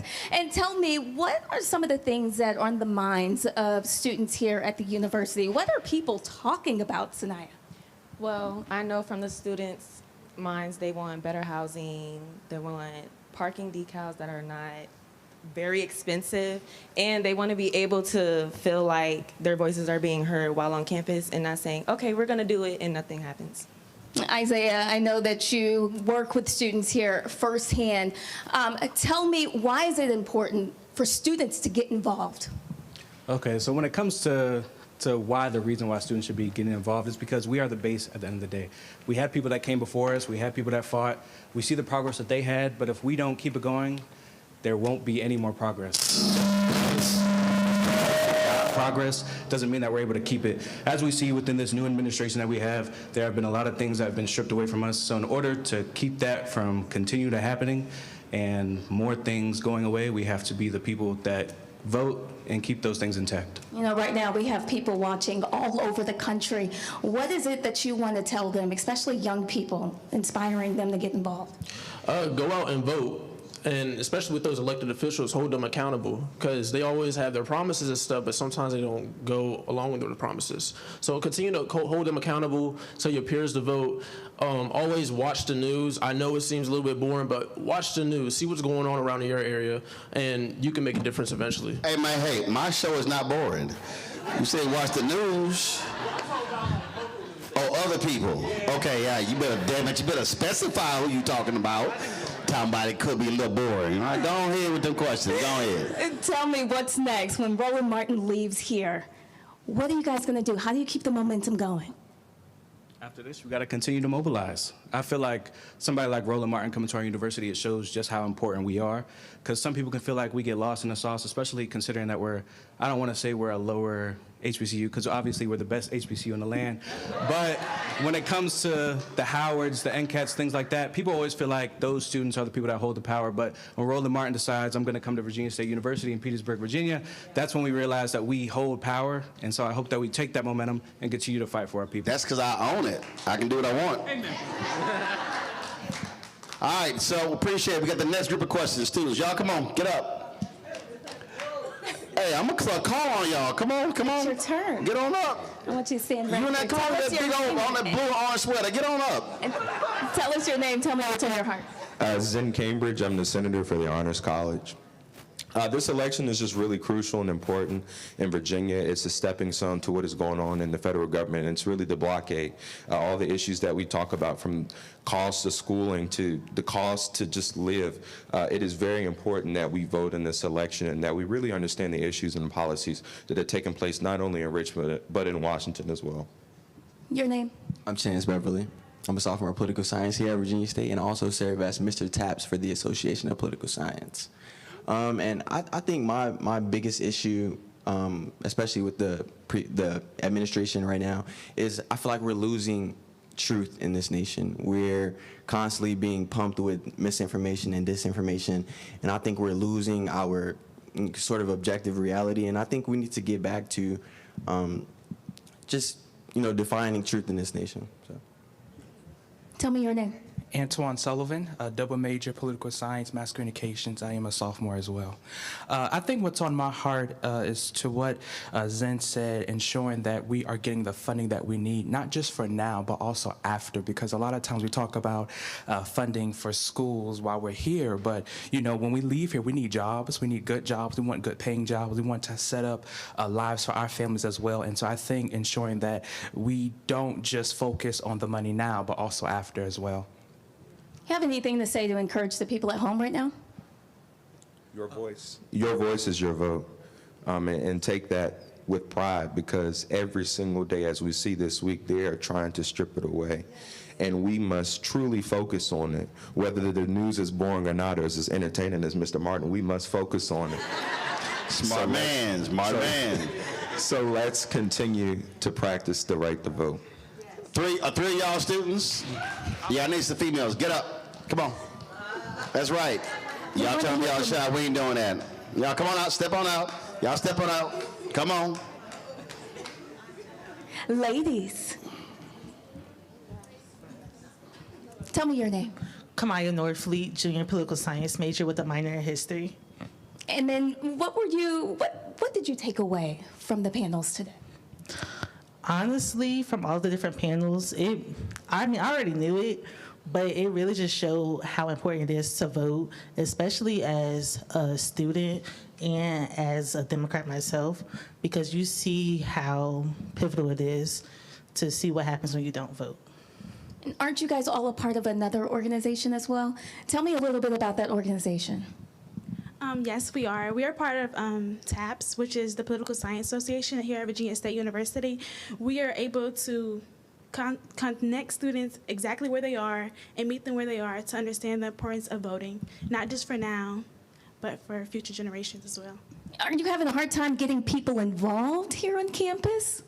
Honestly, it's a little hard, especially with my generation, because they believe that elections are rigged. So it's just convincing the students here that your vote matters. It's not just your vote, it's your voice, how you express yourself to other people with just talking up about politics. You don't have to be Republican and Democrat. It's just about morals, honestly, at the end of the day. There were hundreds of people that signed up to vote today, students. But for those people that did sign up, so many other people did not? Yeah, what do you think is going through their minds? Honestly, like Chance said, it's a lot of misinformation out here about not only voting, but voter registration. I heard the craziest thing from a student. He said that if he registered to vote, that he would be put on the draft list. And I was just like, well, that's not really how that works. But with the current climate, everybody's willing to believe whatever that discourages them from making a change, it seems like. So that's like our biggest challenge right now with trying to get people out there to vote, especially as college students ourselves. So I know you're on campus and you spend a lot of time here, but what else are people talking about at home and in your communities? They're definitely talking about the lack of funding here on Virginia State University's campus and how we need more funding to better support them. It's not just that, it's also financial aid. You have students who aren't getting the proper Pell Grants to even attend college. You have students who are getting their Medicaid stripped away as we speak. And it's just, it discourages a lot of students, especially like me, because I rely heavily on financial aid. So seeing what Donald Trump is doing in his administration, trying to strip that away, it's a little bit discouraging, but to me personally, it pushes me to try harder to encourage other students like me as well. But are you explaining to them that the folk who are in office are the ones who are deciding what gets cut and what gets funded? That's a good question. No, I'm asking you. When you're having these conversations with other students, earlier I said we have to connect the dots.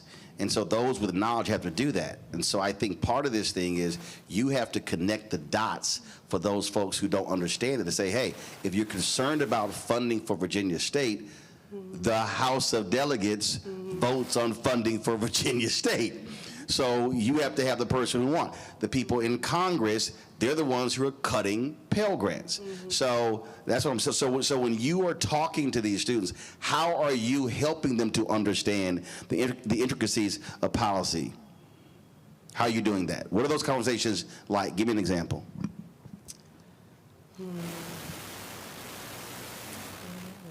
Okay, see, y'all gonna have to bring me back here so I can teach a class on, because I'm serious. The issues, what you're struggling with right now are individuals who don't know. You have to be the one that connects the dots for them. You have to literally walk a person through and say, and this is what I tell everybody, and this is just for you or any of you students or anyone else out here. You have to ask a person, what's the one thing you care about? No party, so what's the one thing you care about? So they say, I care about education. Okay, what? College, high school, elementary, what do you care about? And then when they say that, then that's when you're able to now say, let me connect you the dots. So if you say you care about Pell Grants, that's not coming from the legislature, that's federal government. If you care about financial aid, that's coming from, you have to walk them through so they can understand, because the reality is they don't know. And so that's just what you have to do. So if you are the one who's informed, you have to then inform them, because you can't expect them to actually know. Go ahead. I think a lot of the huge issue with this campus, not this campus, but with students in general, is that it's hard to get students involved and to care more about politics. Because when you speak to people like our generation and you say, oh, how do you care about this issue? And it's like, oh, politics don't concern me. So it's just about how do you convince Stop right people. there. So when they say politics doesn't concern me, what's your response? Well, it concerns our everyday life. It's the water you drink, or the rent you pay, or the cities you walk through. It's everyday life. So if you say politics doesn't concern you, it really does. Right. So when the person says politics doesn't concern me, that's when you come back, you say, okay, give me the two things you care about. Mm-hmm. And then when they say, oh man, I'm about to get dropped from my parents' health care, you go, really? You do know politicians voted on that. You do know. See, that's what I'm saying. So when a person says that, they really don't actually fully understand the role that politics plays in every aspect of their life. So what we have to do is we actually have to take politics out of the conversation, make it an issue-oriented thing to get them to then go issue first, then politics, not politics first. Cool? Yes. All right. Any other students want to share their concerns while we're live? They're back there. All right, y'all step up. Y'all come on, step up. Take it away, Brittany. Got the first family up here. I'm doing very well. Tell me your name and what do you want to say? My name is Bryson Ruff, a senior computer science major from Chesapeake, Virginia. Just happy to be here today. And my biggest concern is, how do we get people around our age ranges to show the importance of what we're doing and how it matters to the world? What else? What were you thinking? I was thinking, how can we keep students engaged on campus about voting after election? Well, you guys had an event today. Do you guys plan to have another event? Tell me your name. Yes, ma'am. I'm Ernest Merriweather III, junior mass communication major, and we do plan on having more events like this. The members of the Beta Gamma chapter of Alpha Alpha Fraternity Incorporated take voting very serious. That is all right. Yeah. When you're having conversations with folks on campus, what are they saying?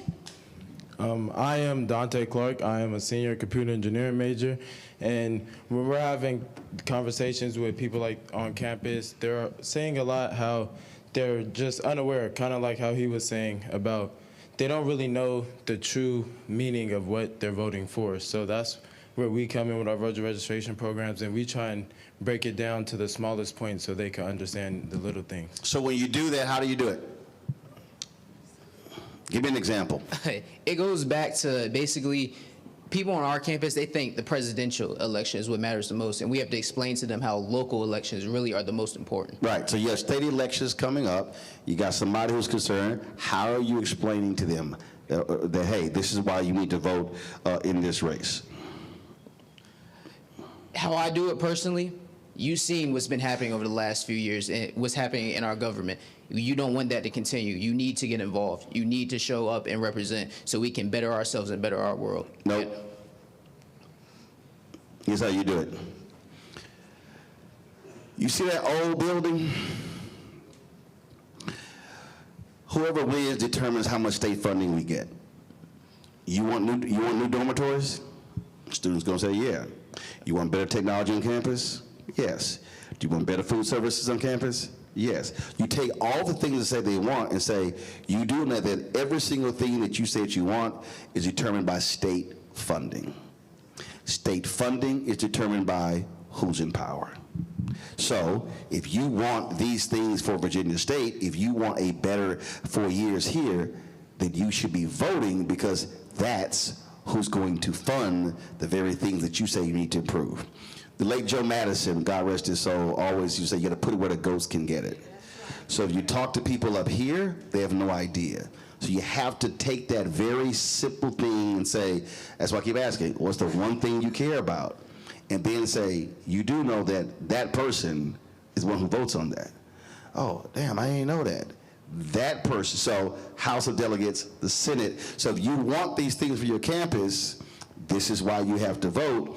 And then you have to say, do you know that the sister who ran 2 years ago, she lost by 53 votes? And then you can say, so if 55 students, if it happens again, if 55 more students like yourself or you and 54 others vote, she would have won. That's how you make it plain. Go ahead.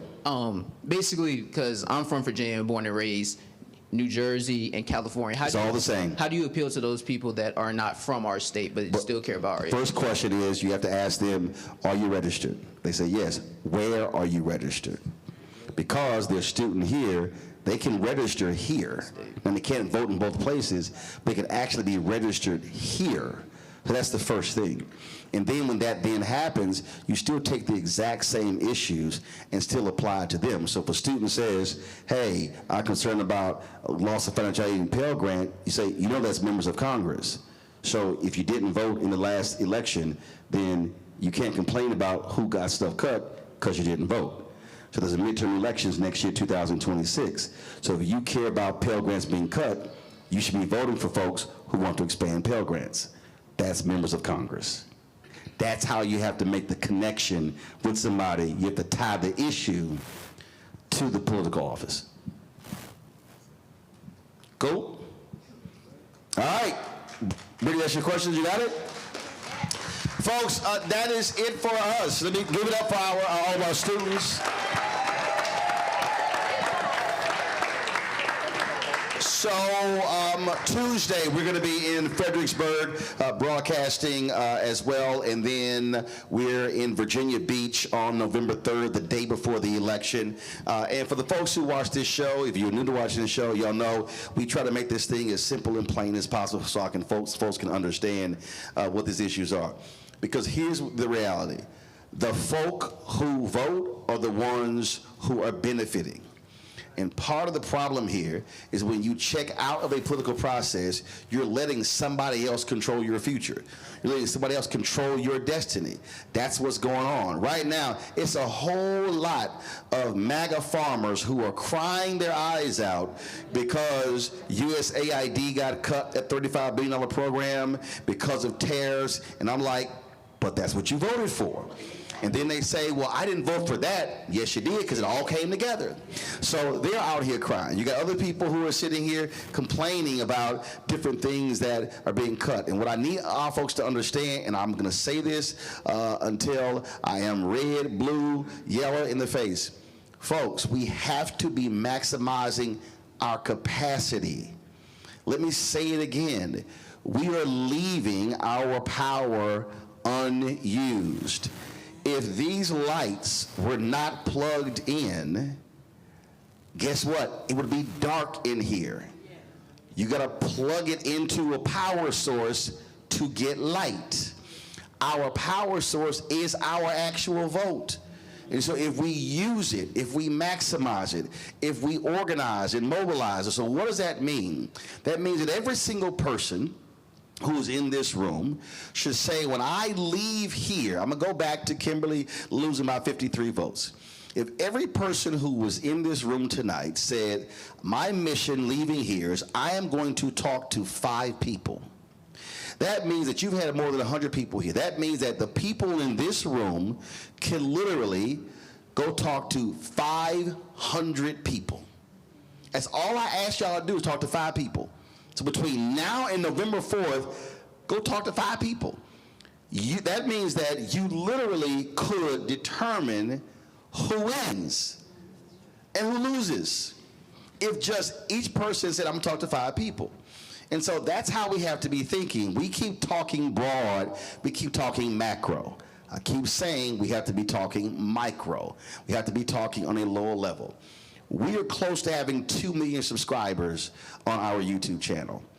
But we started in August of 2017, we had 72,000. With 157,000 when we launched in September 4th, 2018. Over 7 years, we've gone from 157,000 to 1.87 million. Why? Because I didn't focus on, oh, I'm trying to hit 3 million. No, it's how can we go one person added every single day? It's a micro game. And so we have to be the ones. So if we're watching the news and we're learning and we know what's going on, we got to share the information. We got to talk to people, share it with them, because people literally do not know. And so if we as African Americans, if we all of a sudden are hitting 65, 70, 75, 80%, I can guarantee you we are sweeping statewide elections. We're sweeping county elections. We're sweeping House and Senate races. But the guaranteed way for us never to have our issues addressed is if we do not use the power of the vote. And so the election is November 4th in this state. Where you are, there are going to be local elections as well. You've got different elections. You've got a mayoral election in Detroit happening that same day. You've got of course, the amendment Prop 50 in California. And so depending upon where you live, you right now should be asking yourself, what elections are happening where I live? And you should be saying, let me get caught up on the issues and the people who are running so I can maximize my vote. Let me thank the folks at Virginia State. Let me thank the Virginia Democrats. Let me thank the Virginia Legislative Black Caucus. Let me thank everybody who made this possible. And so glad to be back on campus, Kat. I look forward to coming back. And again, we'll be live at Fredericksburg on Tuesday. We'll be live in Virginia Beach on November 3rd. That's it. Don't forget, support the work that we do, folks. We're the only black daily news show in the country. Nobody else is doing what we're doing. And not only that, we're not sitting there on StreamYard or on Substack. We're literally live in person here broadcasting. And look, I'm very frank. I tell folks all the time, every single one of these cameras, every single one of these microphones, all the stuff that we roll with, all that stuff costs money, a crew as well. And so this is what we have to be able to have, where we are covering our stuff, because you know what happens. MSNBC, CNN, ABC, NBC, Fox News, they will happily go to Virginia, or go to Virginia Tech, or go to any PWI. They never even consider coming to HBCU. We always consider HBCU first when we talk about broadcasting on the ground across the country. So your support is critical. So if you want to join our Bring the Funk fan club, since we launched September 4, 2018, we've had 36,000 individual donors. We don't have millionaires and billionaires cutting us checks as regular ordinary people. So if you want to support us via Cash App, use the Stripe QR code you see in the bottom left-hand corner. PayPal is R Martin Unfiltered. Venmo is RM Unfiltered. Zelle is Roland at RolandSMartin.com. Roland at RolandMartinUnfiltered.com. Checks in money order, make it payable to Roland Martin Unfiltered, P.O. Box 57196, Washington, D.C. 20037-0196. Download the Black Star Network app, Apple phone, Android phone, Apple TV, Android TV, Roku, Amazon Fire TV, Xbox One, Samsung Smart TV. All of you who, of course, are watching on YouTube, hit that like button as well. Be sure to get a copy of my book, White Fear, How the Browning of America is Making White Folks Lose Their Minds. Available at bookstores nationwide. Get the audio version that I read on Audible. Also, if you want us to get our gear, shirts like this here, zip-ups and hats and hoodies and all of our T-shirts, especially our shirt, Don't Blame Me, I Voted for the Black Woman. Go to shopblackstarnetwork.com, shopblackstarnetwork.com. And when you go to shopblackstarnetwork.com, all of those products you see are black-owned companies. So we got black crossword puzzles, backpacks, sauces, skincare products. Everything you see at shopblackstarnetwork.com are black-owned companies, and so support them as well. And don't forget, download the app Fan Base. Isaac Hayes III is the founder. That's a black-owned social media app. Got audio rooms, you got photos, you got videos, you got live streaming, you got subscriptions. All that stuff. Download the app Fan Base if you want to invest. They've already raised $13.4 million. The goal is to raise $17 million, the Series A fundraise. To get more information at startengine.com/fanbase. Folks, that's it. I'll see y'all tomorrow right here, Roland Martin Unfiltered on the Black Star Network.